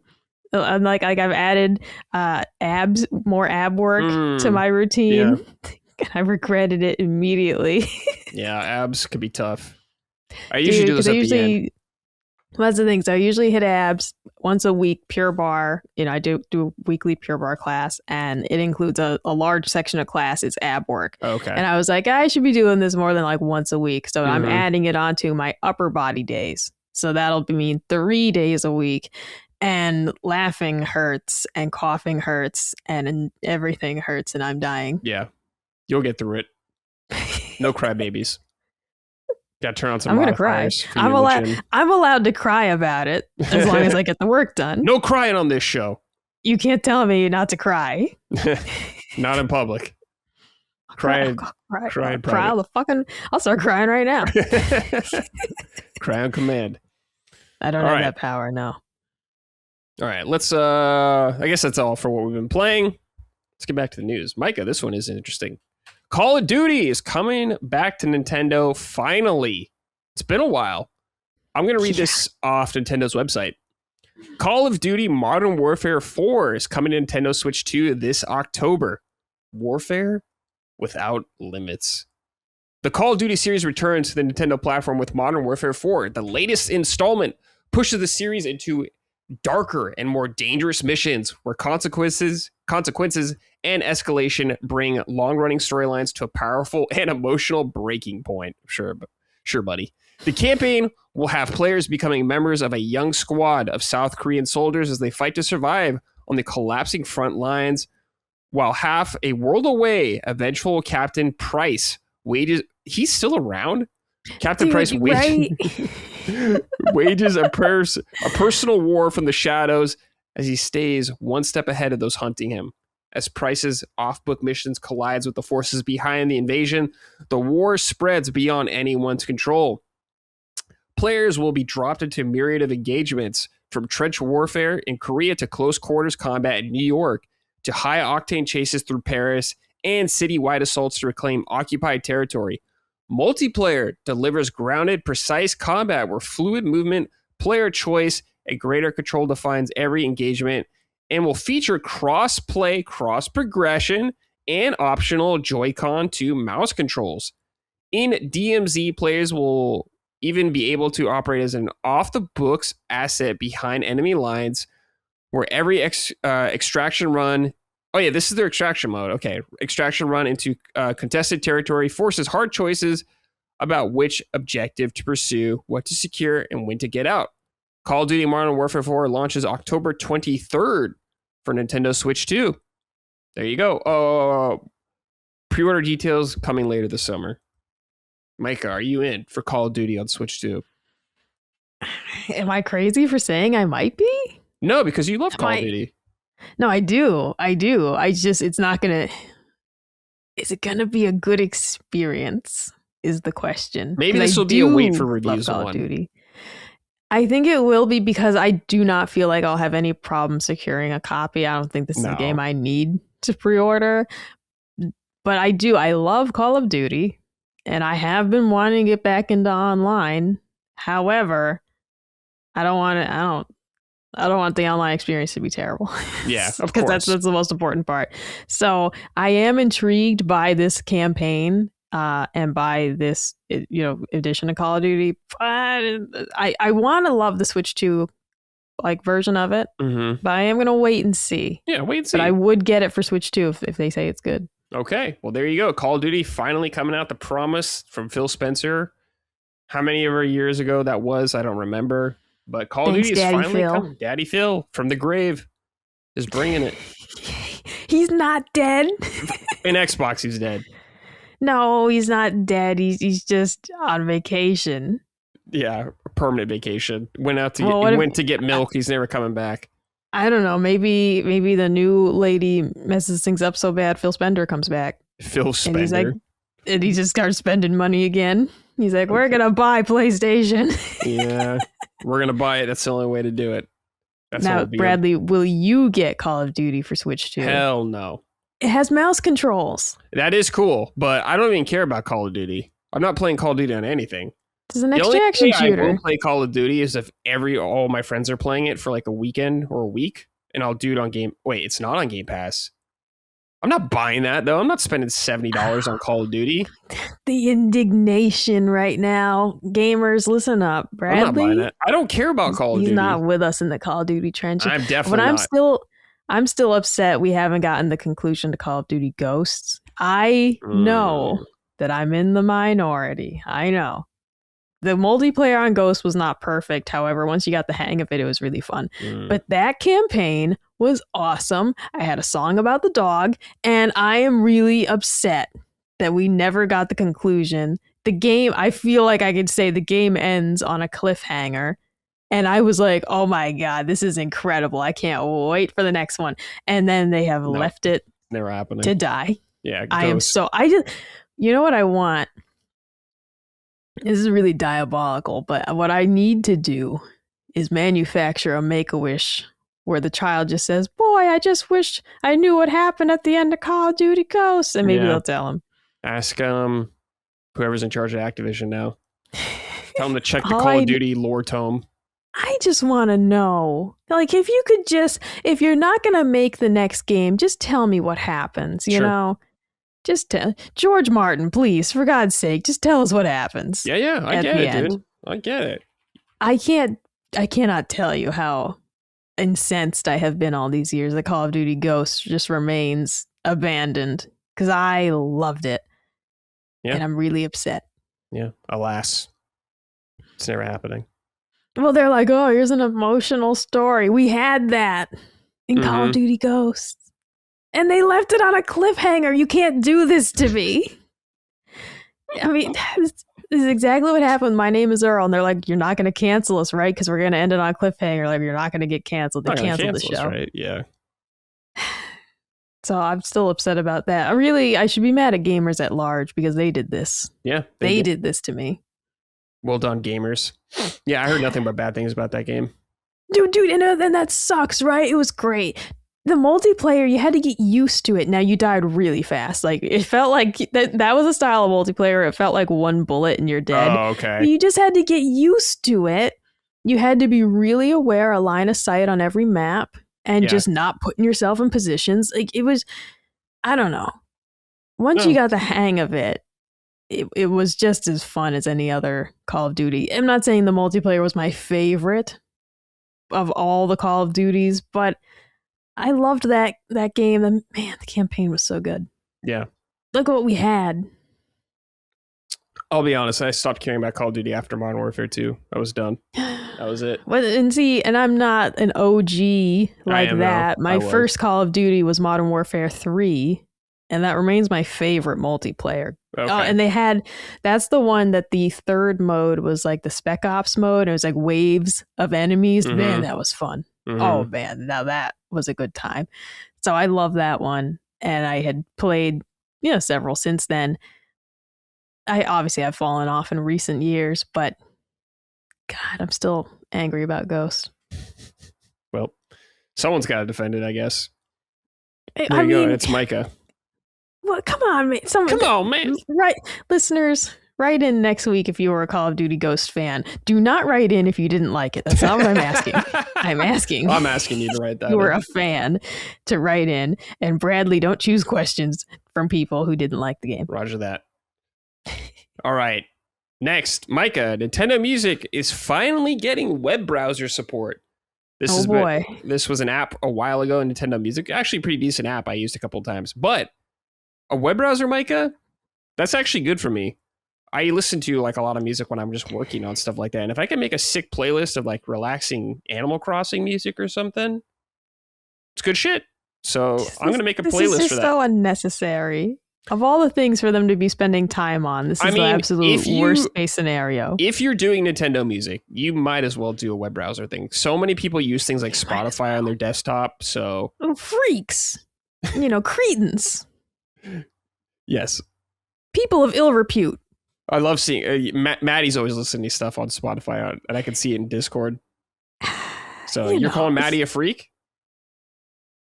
Look, you know what? I love Maddie. I love Maddie to bits, but he might be one of the strangest people I've met. Okay, that's fair. All right, sorry, Maddie. Well, anyways, it's getting browser support, and they've put out a little trailer showing off some of the features, and they're saying you can use it in your car now. So if you have all that, like a screen in your car and all that kind of shit. I don't have that. You could do that there. So there you go. Of course, these are things they should have had probably day one, but I'm happy to see it. This sounds terrible. I'm picturing like a car accident, and what's playing is like the Mario Kart music just continues playing while my body burns. Yeah. Yeah, just getting charred up. Yeah. Oh my God, they're putting a blanket over me on the fucking median, and my car continues playing the Animal Crossing soundtrack. Hearing wahoo in the background. As the light leaves your eyes. They're like, somebody turn that off. Yeah. Oh, man. It's funny. All right. Next thing up here. Rayman Legends Retold got leaked. This is a remake of Rayman Legends. And I got a couple screenshots here. I'm looking at this from My Nintendo News. But they wrote, a video game site has published its Rayman Legends Retold preview early, along with some small screenshots showing the revamped platformer in action. The Rayman Legends Retold embargo lifts today, and it's thought the game will be showcased during the State of Play, which takes place 2 p.m. today for me. And here are some screenshots. But yeah, someone leaked this too early. Whoopsie daisy. It's gone there, but the screenshots have been saved. Looks pretty good to me. I never played a lot of these games, but they were good when I did play them. So I'm a little curious about this. Micah, what do you think? I'm glad to see it happening. I remember this game with this little Viking woman. I remember my roommate playing this years ago. Too difficult for me. Big surprise. Rayman games aren't easy, except for the Rayman math game I had as a child. So, and I remember the music being really good. So excited for Rayman and the Rayman stands. I don't want to play it. I'm sorry. Yeah. Happy to see Rayman still alive in 2026. It's extremely nostalgic to continue seeing Rayman, because I did have the Rayman math game when I was but a wee child. Okay. And I loved that game on PC. It was fantastic. So it's like I have a certain like nostalgia for Rayman. It just turns out that real Rayman games are for men. And I'm just like, you know what? I'm going to stick with this one. Just a baby. And it's, put me back in the stroller. We established this, right? Yes, the pacifier, put me in my fucking bouncer. Give me a little mobile to spin around. Mm-hmm. All right. Probably an iPad now, because that's what kids do. I don't want to be an iPad kid. Please don't make me an iPad kid. Too bad, dude. You're gonna be watching CoComelon all day. Did you see there? I think there's going to be a CoComelon movie. No, I didn't see that. Oh, shit. Oh, dude, yeah. I texted my sister just because I was like, thank God your kids aren't little anymore. Because this would be hell to have to go to the CoComelon movie. Dude, my brother texted me yesterday because my nephew got a PS5 recently. He has a Switch 2 as well that I gave him. But they got a PS5 and he's been playing it a lot, I guess. And my brother was asking me, he's like, should I get him Lego Star Wars? What did he say to me? He said Lego Star Wars and something else. And I said, get him Lego Batman. It just came out. It's good. And he said, oh, he already beat it. I was like, what the fuck, dude? I'm like, my nephew's beating games faster than me now, dude. Awesome. This ain't right, dude. Next time I see my little nephew, I'm going to beat his ass in a game. Make sure he knows. You're going to hit him when Itachi like picks up Sasuke, like throws him at the wall. You hit him with one of those. Weak. Yeah, I'm going to call him weak, just like Itachi. Because you lack hatred. Yeah, I'm going to pull one of those at him.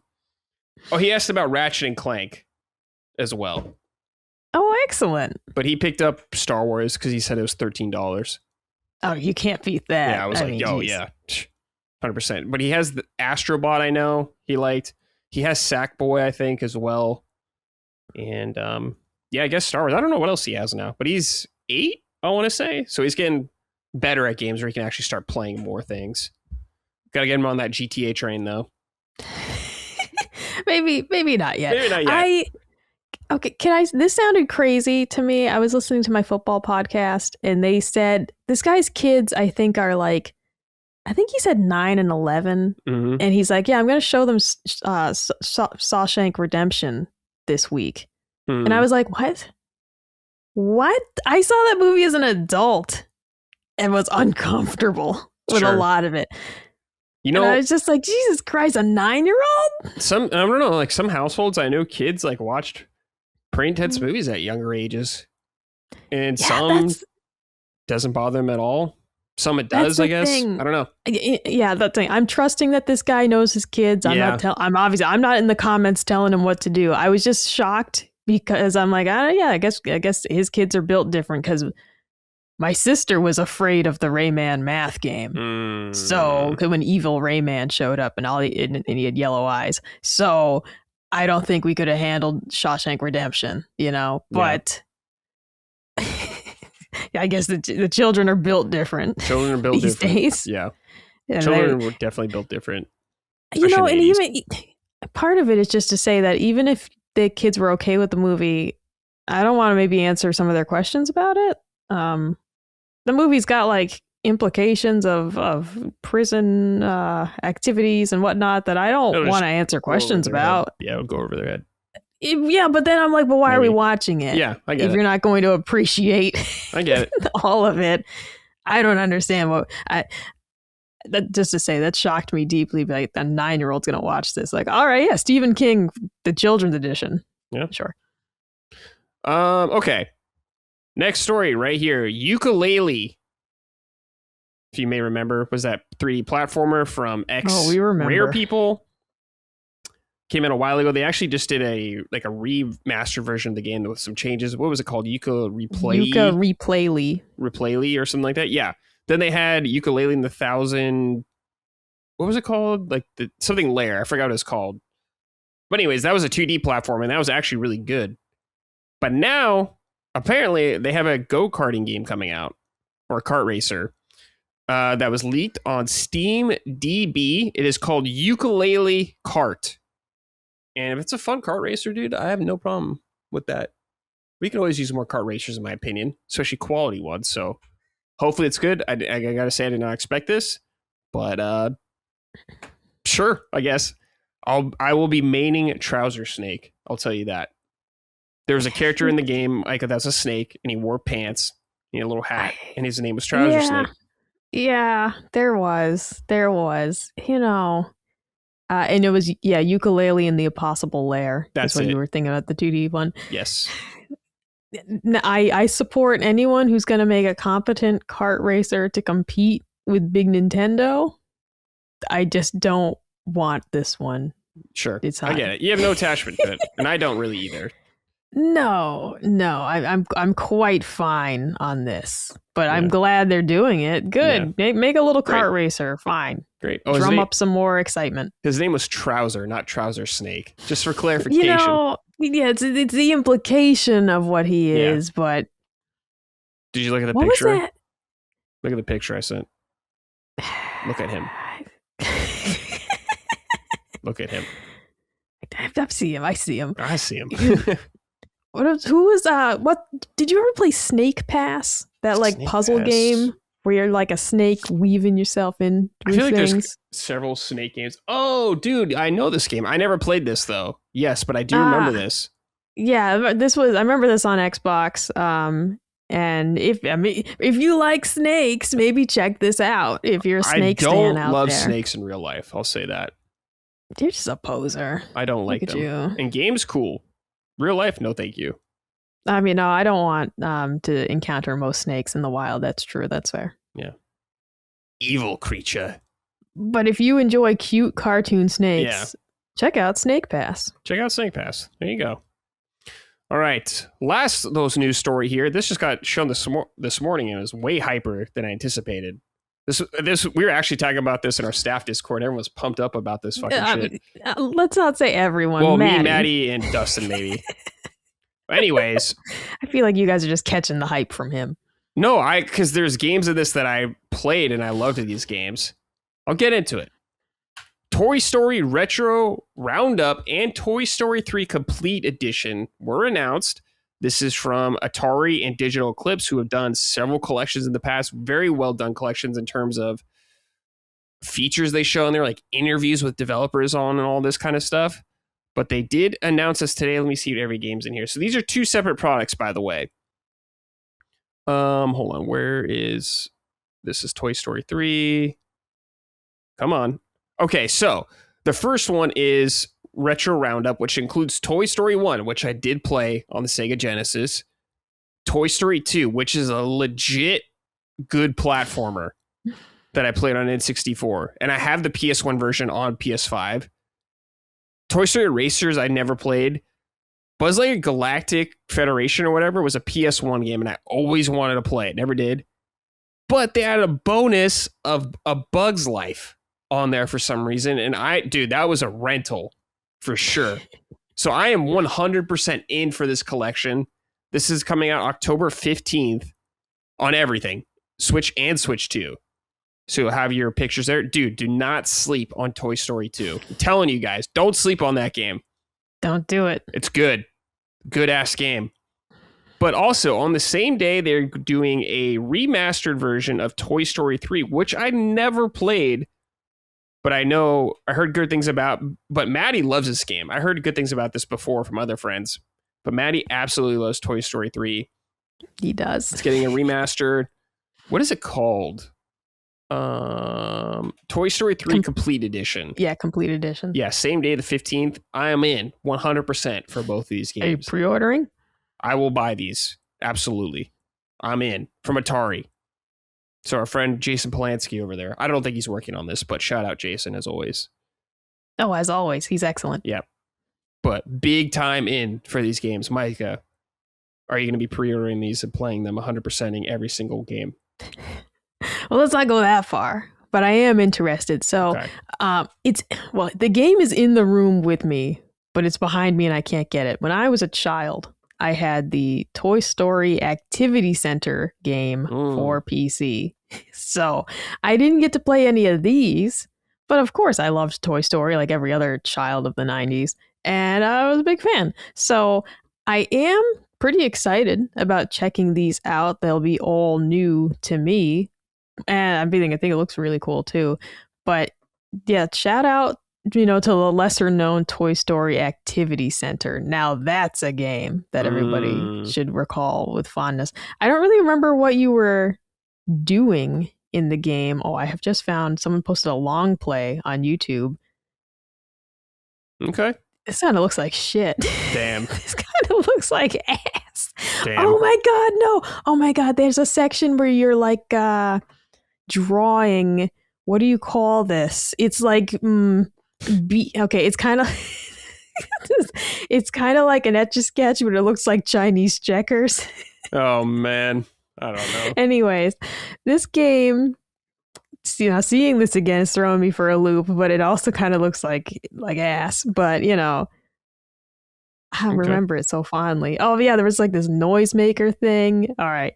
This game kind of looks like it sucks. I'm excited for this. Yeah. And experience what the other children had. Yes.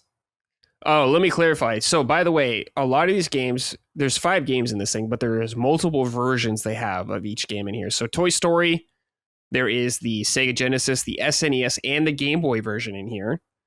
Toy Story 2, Buzz Lightyear, there is only the PlayStation 1 version. Interesting. I guess there was just that or in 64.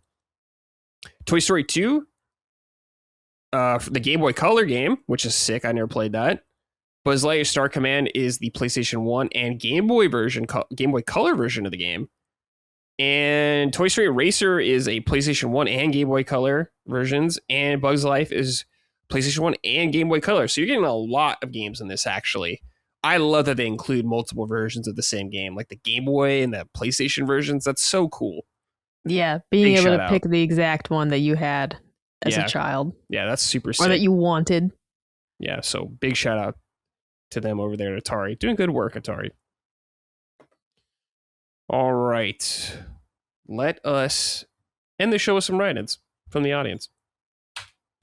If you want to write in, we post a thread every Sunday on our Patreon calling for your submission, so keep an eye out there. Legendary Snipper wrote in and said, "Hello, big punchers." Was it you and me that was talking about Big Pun? Yes. Last week? Okay. Who else? Who else would bring that up on your show? I don't know, dude. It's a you blur. think Lockmore was going to be like, yeah. I was eating a pretzel the other day. Big Pun. I was really into hieroglyphics. Pun. Yeah, from back then. Yeah. Anyways. Hello, Big Punchers. I have a hot take that I've been sharing with people just to see their reactions, and it seems like almost everyone disagrees with me. I'd love to hear your thoughts. Breath of the Wild is highly overrated. I didn't play until last year, so I spent nearly a decade of people hearing or calling it one of the greatest games ever made. When I finally played it, I just didn't see what everyone else saw. For me, the game revolves around exploration, but the main reward for exploring is finding more shrines. That wasn't enough to keep me engaged. I understand that the freedom to go anywhere was revolutionary at the time, but I found the world surprisingly empty. When I compare it to other open world games from around the era, like The Witcher 3 or Fallout 4, Breath of the Wild feels lacking in meaningful content. What's even stranger to me is that Tears of the Kingdom is, in my opinion, 10 times the game that Breath of the Wild is. Expands on almost every idea, yet Breath of the Wild still seems to get the most of the praise and attention. I'll go one step further. I think Super Mario Odyssey, which released the same year, is a better game overall. Am I completely off base here? Are there any other Nintendo fans who appreciate what Breath of the Wild accomplished while still thinking it's one of the most overrated games Nintendo's ever made? I will now stand in the bathtub with my toaster, await for the dousing of this hot take and listen. I agree with some things you're saying here. Like, I think Tears of the Kingdom is a better game than Breath of the Wild. I will stand by that. I don't think Breath of the Wild is overrated, though, in terms of impact it's had on the industry is staggering. And I think Breath of the Wild is still a really good game. I have problems with it, but I still think it's fucking excellent in it. Kind of saved Zelda. Zelda was not selling super hot, especially with like Skyward Sword. I mean, some of the games sold well, but when Skyward Sword happened, it did not sell well, and it was a kind of a worrying time where I was like, oh boy. And Nintendo knew they needed to change things, and they did, and I think they did. It was a good move overall. The focus on exploration, I think, is super important, and something I loved about Zelda all the way back to the first game, so I was really happy to see a return to that sense of wonder and discovery going out there instead of a more traditional linear path like you would get in a lot of Zelda games. The game is open, like it's not like densely packed constantly everywhere, but I think that's completely fine. I don't think you need an open world to have something every 10 steps for you to interact with. The shrines, I think, are fucking awesome. I love shrines, so for me, I loved getting those as rewards and doing them. Of course, you got the containers for upgrading your health and stamina, which are great in that game, especially stamina because you climb so much and slipping off everything. So I love that kind of shit. My biggest problem with Breath of the Wild is its dungeons and how I don't really care for the Divine Beast style and how short they were compared to past Zelda games. But in terms of world design and all that kind of stuff, I'm super happy with that, and I'm glad they did do it. But like, I agree with you that I think Tears of the Kingdom is a better game. I don't think Breath of the Wild is the best game ever made or anything like that, and like some people do. But I think it deserves most of the respect it gets. Micah, what about you? No, and I agree with you. In my limited capacity of having watched an entire playthrough but not completed one myself yet. But just what I want to say is that I don't consider it overrated because you really can't take away what it did for people at the time that it came out. Mm-hmm. And this is a pure excitement. Like, you can absolutely say that Tears of the Kingdom is the improved version and everything, but it's like what the game did, like you said, for Zelda. Yeah. It was proving that Nintendo was not going to just be a stick in the mud and keep trying the same thing over and over. Whether or not you like the direction that it went in or find it to be especially fun, it was for me, just proving like, wow, Nintendo's trying something really different. And so just seeing what they were willing to do with a very important franchise to revitalize it and try and appeal to more people. Mm-hmm. So I won't call it overrated because I do think it mattered greatly, the risks that they took and the reception that it got, regardless of whether it actually is like a perfect game. It just clearly is something that so many people were like, this is exactly what I was waiting for, you know? Mm-hmm. Yeah, and I think people resonate with Breath of the Wild probably stronger today is because it was like the first one, I guess, of that, like that kind of design philosophy for Zelda, and it made a huge impact at the time. Like we were saying, not just on players, but developers around the world. Like everyone was copying Breath of the Wild for a long time. But it's like, Tears of the Kingdom, I think, is a better game, but it doesn't have that same impact that Breath of the Wild had the first time. That's for sure. Yeah. We're also talking about dark times of Wii U. So a beacon of hope in the Wii U era. All right. Let's just talk about how starved people were for something meaningful, something to really knock their socks off. Okay. In those dark Wii U days. Yes, Wii U revisionists out there. It was great. No, it wasn't. You know, it's like I can look back with highlights at the Wii U. Yeah. But Reggie Fils-Aimé, that man just said, look, this company almost tanked because of that thing, and we had to sell mini consoles to save it. Okay. Keep on mincing words about it. So Legendary Snipper, I don't think you're crazy necessarily. I don't agree with you on everything, but I think I understand that take. I think this is the definition of you had to be there to understand why it is rated so highly. Like if 10 years on it has lost some of its luster, you know, you can look at the Mona Lisa and be like, was it really so great? And it's like, my boy, at the time, what it was and what it did for art. And I think if you played it late and you've had people for years telling you it's like the best thing ever, your expectations are going to be like insanely high, I guess. You're looking to be impressed. Yeah. And you're looking for the game to really just knock your socks off and then it didn't. In terms of like comparing it to The Witcher, I was thinking about this.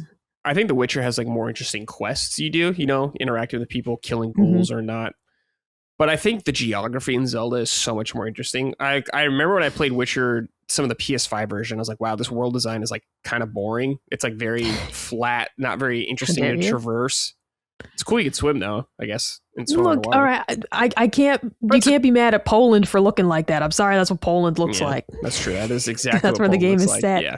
So Witcher 4, I expect, of course, much grander level design in that sense, but that's like the strength of Witcher is like the quests and all that kind of stuff. Oh, absolutely. The you know, horror light elements, the tension that it adds sort of covers up maybe some of the blandness that you describe, just because it's like the absolute fear of knowing that I'm going to find this wraith or I'm going into this beast's lair. That tension kind of, you know, puts a little bit of a veil over that this cave was actually a little boring to explore. But God, there's a fucking fiend in there. and I'm on pins and needles looking for it. Yeah. I just think that the geography in Zelda was way more interesting in terms of traverse and all that kind of stuff. Like the glider, what a brilliant addition that added so much to that game. The heavy boots to help you climb up wet stuff. The boots, you have the gear, the climbing gear. That's right. Can't climb up this. It started raining. I can't climb. Let's put on my boots. You gotta wait. I can't wait to play through this myself and really give an opinion on it. There, the Gale thing. Maybe I'll just watch Game Grumps play again. I don't know. You will. I never expect you to play those games again. I've given up on that. No, I bought Breath of the Wild. Remember? Because you were trying to give me to buy Tears of the Kingdom. I'm like, but I don't like, whatever. And then so I was like, I'll buy Breath of the Wild. Yeah. So I bought it. And it's been sitting there for about a year, so. Well, some other stuff to get to, other things to do. I'll get to it. I don't like being doubted, but I'm not gonna let you reverse psychology me either. Yeah, I'll play it when I feel like it. Sure, you will. Oh my god, I paid good money for that game. Yeah, I'm gonna play it. Anyways, the Lux wrote in. It said, "What are your guys' opinions of the Pokemon games? I'm referring to the main series of games, but I appreciate broader opinions as well. There appears to be a sentiment amongst the fans that the Pokemon games have reached a new low. But I'm of the option that the games have only gotten better with each generation. P.S. I'm addicted to Pokopia. Send help." Okay. Pokemon Mainline. I have not played every Pokemon Mainline game, but I've played quite a few. I've played, of course, Red and Blue all the way up until I'm on Sun and Moon right now. So that's where I'm at. So I've played several of them. The Pokemon series just evolves very slowly, I feel like, in terms of what it adds and production value, especially. When we got to Switch, Sword and Shield to me, from what I remember, felt kind of like a 3DS game, just like a little nicer in terms of design. It wasn't that ambitious. Now with, what was it after that? Scarlet and Violet, they were definitely more ambitious, but that game ran like dog shit and it looked ugly as sin. So I think it deserves all the smoke that game got, especially for the biggest IP on the planet. You expect more from them. You know what they could be capable of. Yeah. That's the problem. Yeah, like, can you have fun with them? Are there good aspects to them? Absolutely. Like, I loved some of the design decisions they had in Scarlet and Violet, but that game looked bad and ran like unacceptable. Like how the game is, and how do I say this? It was an unacceptable state of what the game should be, I feel like, in terms of its fidelity and stuff like that, and performance. It's like, what are we doing here, guys? You're the Pokemon company. They're especially not an indie studio. Yeah, when you're comparing it to other titles on the Switch, they're just blowing it the fuck out. It's like, what's going on here, guys? I will say Wind and Waves that we've seen look like a step in the right direction in terms of production and visuals, all that kind of stuff. So hopefully that's there.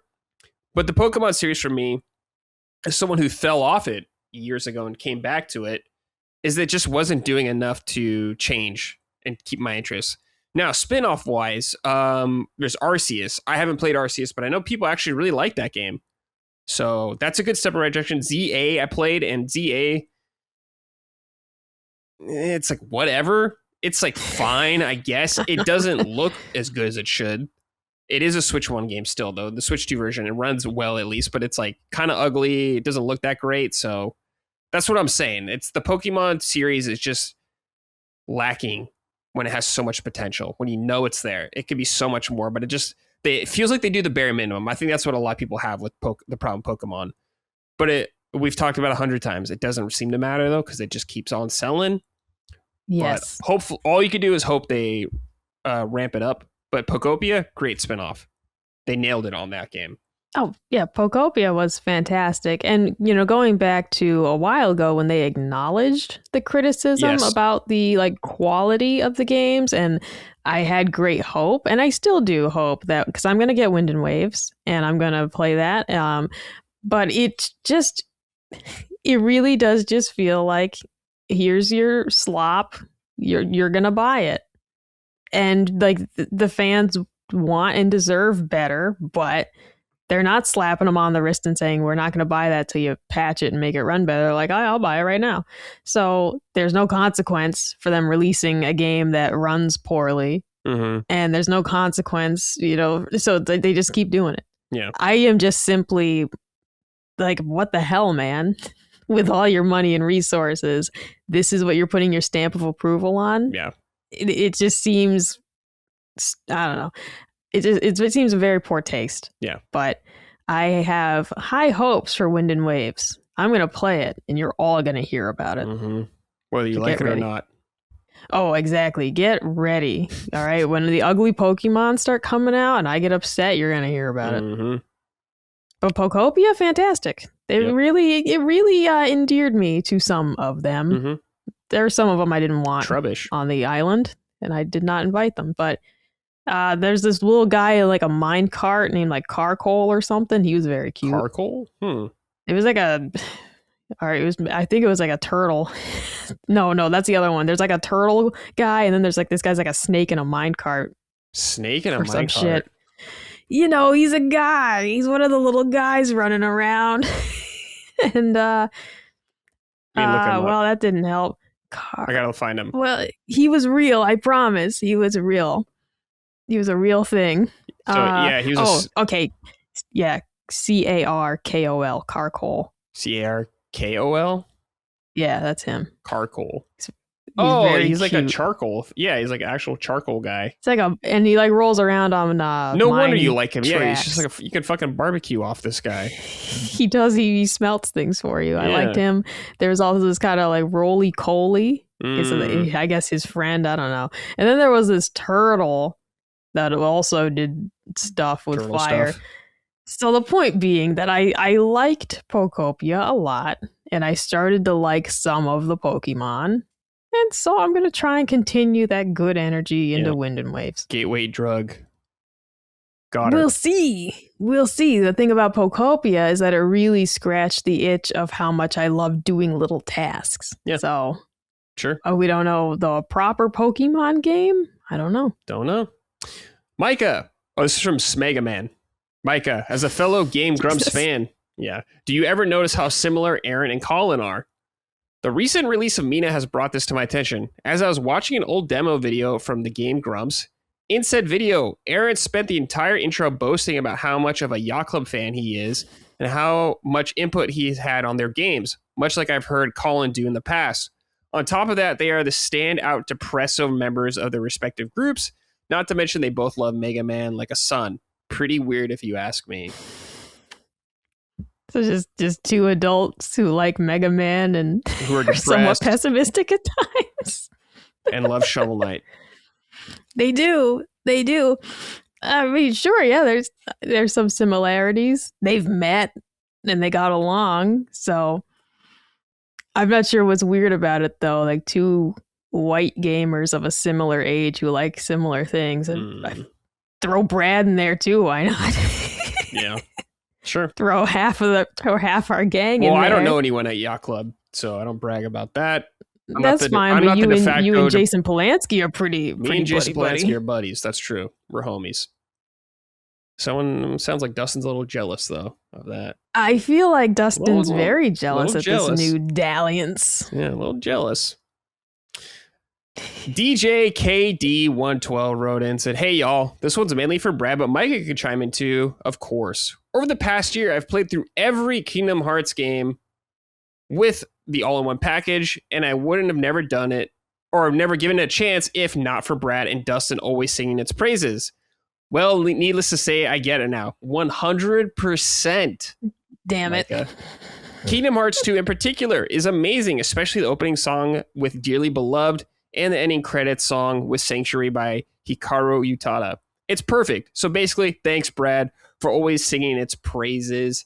That's because I have the best taste of anyone at this company. Anyone. Brad, I will never lead you guys astray. That's not true. That's not true at all. Kingdom farts, more like. Yuck, yuck, yuck, yuck, yuck, yuck, yuck, yuck. He's yucking it up. My disdain. Now, thank God Colin didn't like Kingdom Hearts. Thank God. We would have ended up divorced if his having to play through Kingdom Hearts led to him having like some sort of revelation of like, oh, I love it now. I would have gotten my bags. He enjoyed it more than I thought he would. Yeah, under threat of death. he found ways to endure. Sure. He's like, it's not so bad. He was a little positive when we talked about it. So a little. I mean, it's not that the game doesn't have its charm. It's just that it's deeply creepy and off-putting. Will not let your bad vibes influence him, which I will not allow it. Sora in his stupid giant shoes. They get smaller as the games go on. It correlates to the darkness trying to take his heart. They get a little smaller. Oh my God, Riku, now. Gotta know. Yeah, shout out to Riku. Sea salt ice cream. Oh, love the sea salt ice cream. It does look delicious. I went to a Kingdom Hearts 3 event years ago, Micah, and they had sea salt ice cream. I ate like 5. I was like, bro, I'm never going to get this chance again. You were just like, I am in the Kingdom Heart. I am. Yeah, I'm up there, dude. Twilight Town. Where's Kairi? Where's Kairi? We got to go race around the island. Mm-hmm. Everything you talk about that game is literally just like the first 2 hours of the game. Well, because I don't want to spoil it. I mean, we could, it's like, I don't want to start dropping more that I know. My first boyfriend loved Kingdom Hearts and I was exposed to a lot of it. And I was deeply, deeply disturbed by everything and confused. Confusion is rampant in those games. But I don't know. You want to talk about Roxas? You want to bring him into the mix and how much he sucks too? Hey, Roxas is cool. You stand down. It's not. You stand down. I'm not. Everyone send her a stand down. Everyone send in a message standing Micah down. Don't do that. Don't do that. Tell she Bradley needs to learn her lesson. That Kingdom Hearts is no good and it's for delinquents. No, for the best people. It's for the best people. All the real G's love Kingdom Hearts. Nicholas. This G is for grand weirdos. I almost said grand wizards. Whoa. That's not good. Hold up. Hold up. Well, maybe. Maybe. All you grand wizards out there. Maybe, yeah. You love Kingdom Hearts. Yeah. Not a lot of brothers in Kingdom Hearts, so maybe. Maybe. It is about defeating the darkness. Yeah. Don't sue us, Disney. We're just kidding. Anyways. Nicholas Galanto? I don't know. Hey, Goobas. I need to know your opinion on auto battles in JRPGs. I used to hate this option, but since I became an adult who needs to do chores, auto battle is a godsend. The majority of the time I turn on auto battle to grind while I'm cleaning my place or baking. I almost thought they said barking. It's like, what? Just walking around barking. Yeah. Thanks and keep it up. P.S. Final Fantasy XII has the best auto battle system. I remember that. You could like grind so high, at least in the original game, just by setting up the gambit system. And they would just auto battle for forever. All right, Micah, best auto battle. And do you like auto battle? So it's very game specific for me. Dragon Quest, yes. Sure. Because as we've discussed, I want to experience the story, but I started to get a bit fatigued with the gameplay in these earlier Dragon Quest titles, like the remakes I've been playing, where it's a little more simplistic. And just the kind of how the options play out. Auto battle, thank you. It's just especially for grinding out levels, like you said. It's when you're like, damn, I need 5 more levels to adequately do this. I hate grinding levels. It is mind-numbing to me. So in a game like that, yeah. In something like Octopath, it's like the gameplay is the battles are the fun part, you know, and figuring out the enemy weakness and everything. I wouldn't want to auto battle through something like that, you know, but absolutely in a very grindy game like Dragon Quest. Thank God. I felt like a chump at first using the option, but I had to just tell myself, I want to experience the story and see it all the way through. I'm either going to abandon ship now or we're going to use this. And it ended up being the best way for me to play it. Yeah. Auto battle for me is like, it depends what I'm doing. Like, I guess if I'm literally sitting out in a field, literally just trying to grind, I'll do it sometimes.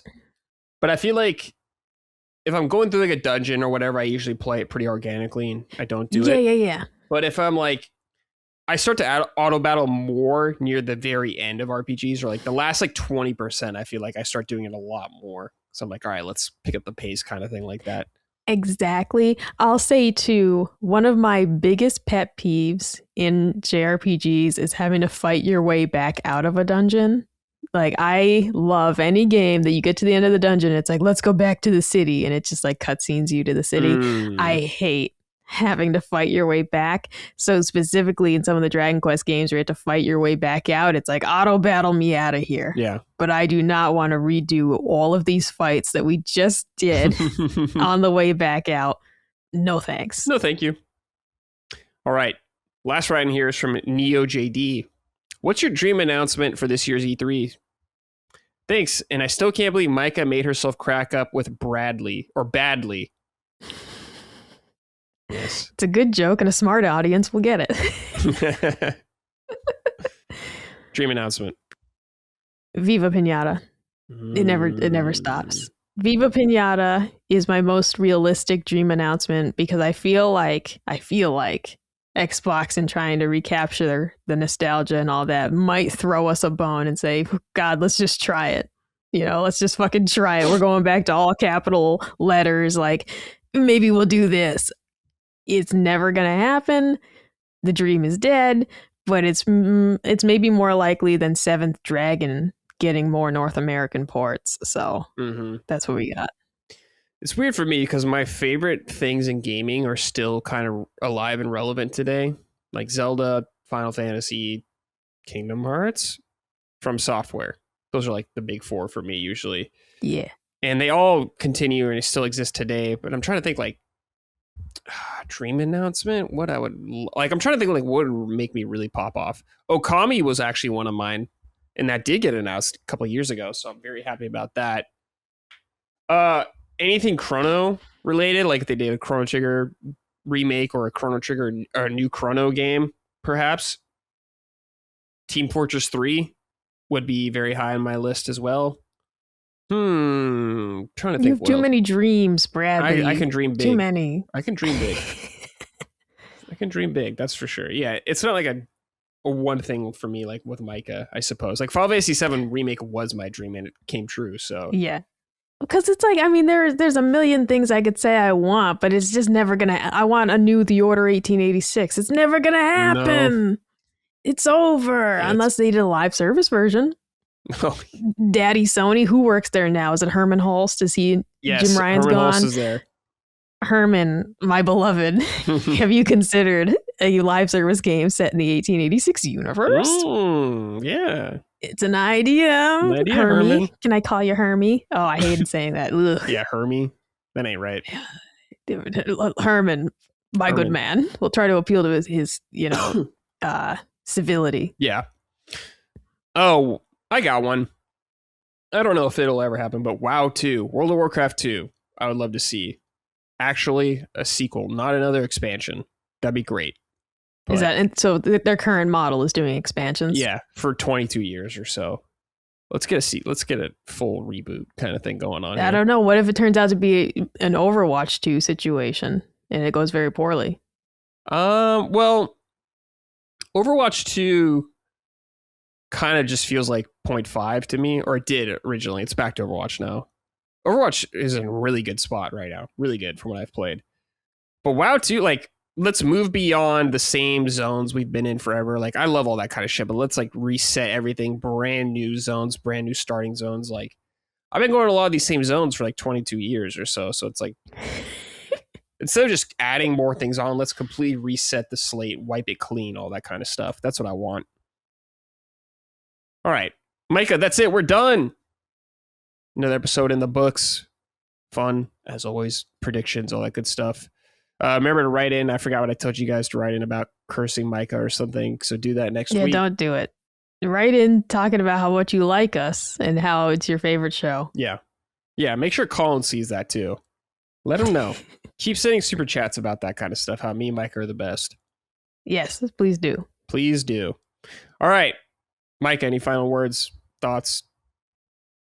I never gave the update publicly about the Diet Dr. Pepper, which is apparently the wrong one. I was supposed to buy Dr. Pepper Zero per your recommendation, but I bought the Diet Dr. Pepper It's delicious. Yeah. I literally kept reading the label to make sure it was diet. So I'm sticking with it. Yeah, I think good. it's still 0 calories, 0 sugar. That's where the confusion came in. Mm-hmm. I like the mini cans. Okay.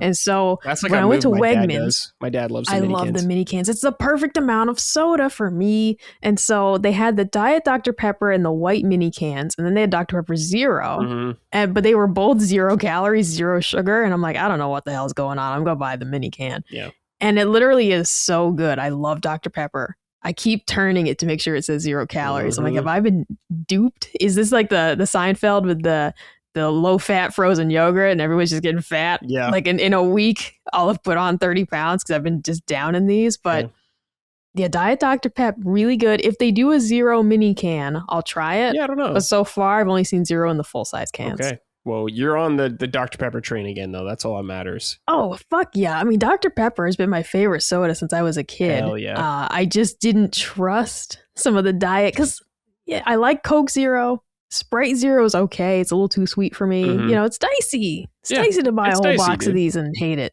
Yeah, absolutely. All right. We're out here, everybody. Thanks for watching, listening. We'll see you next week. Take care and goodbye.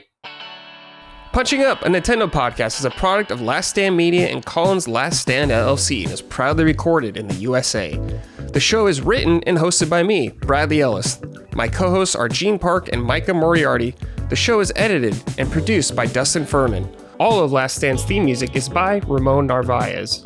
Punching Up, along with the rest of Last Stand's media shows, are fan-funded on Patreon at patreon.com/laststandmedia. The following names are at the producer level on Patreon, our highest tier, and we're grateful for your kind contributions and generosity to our independent endeavor. Thank you.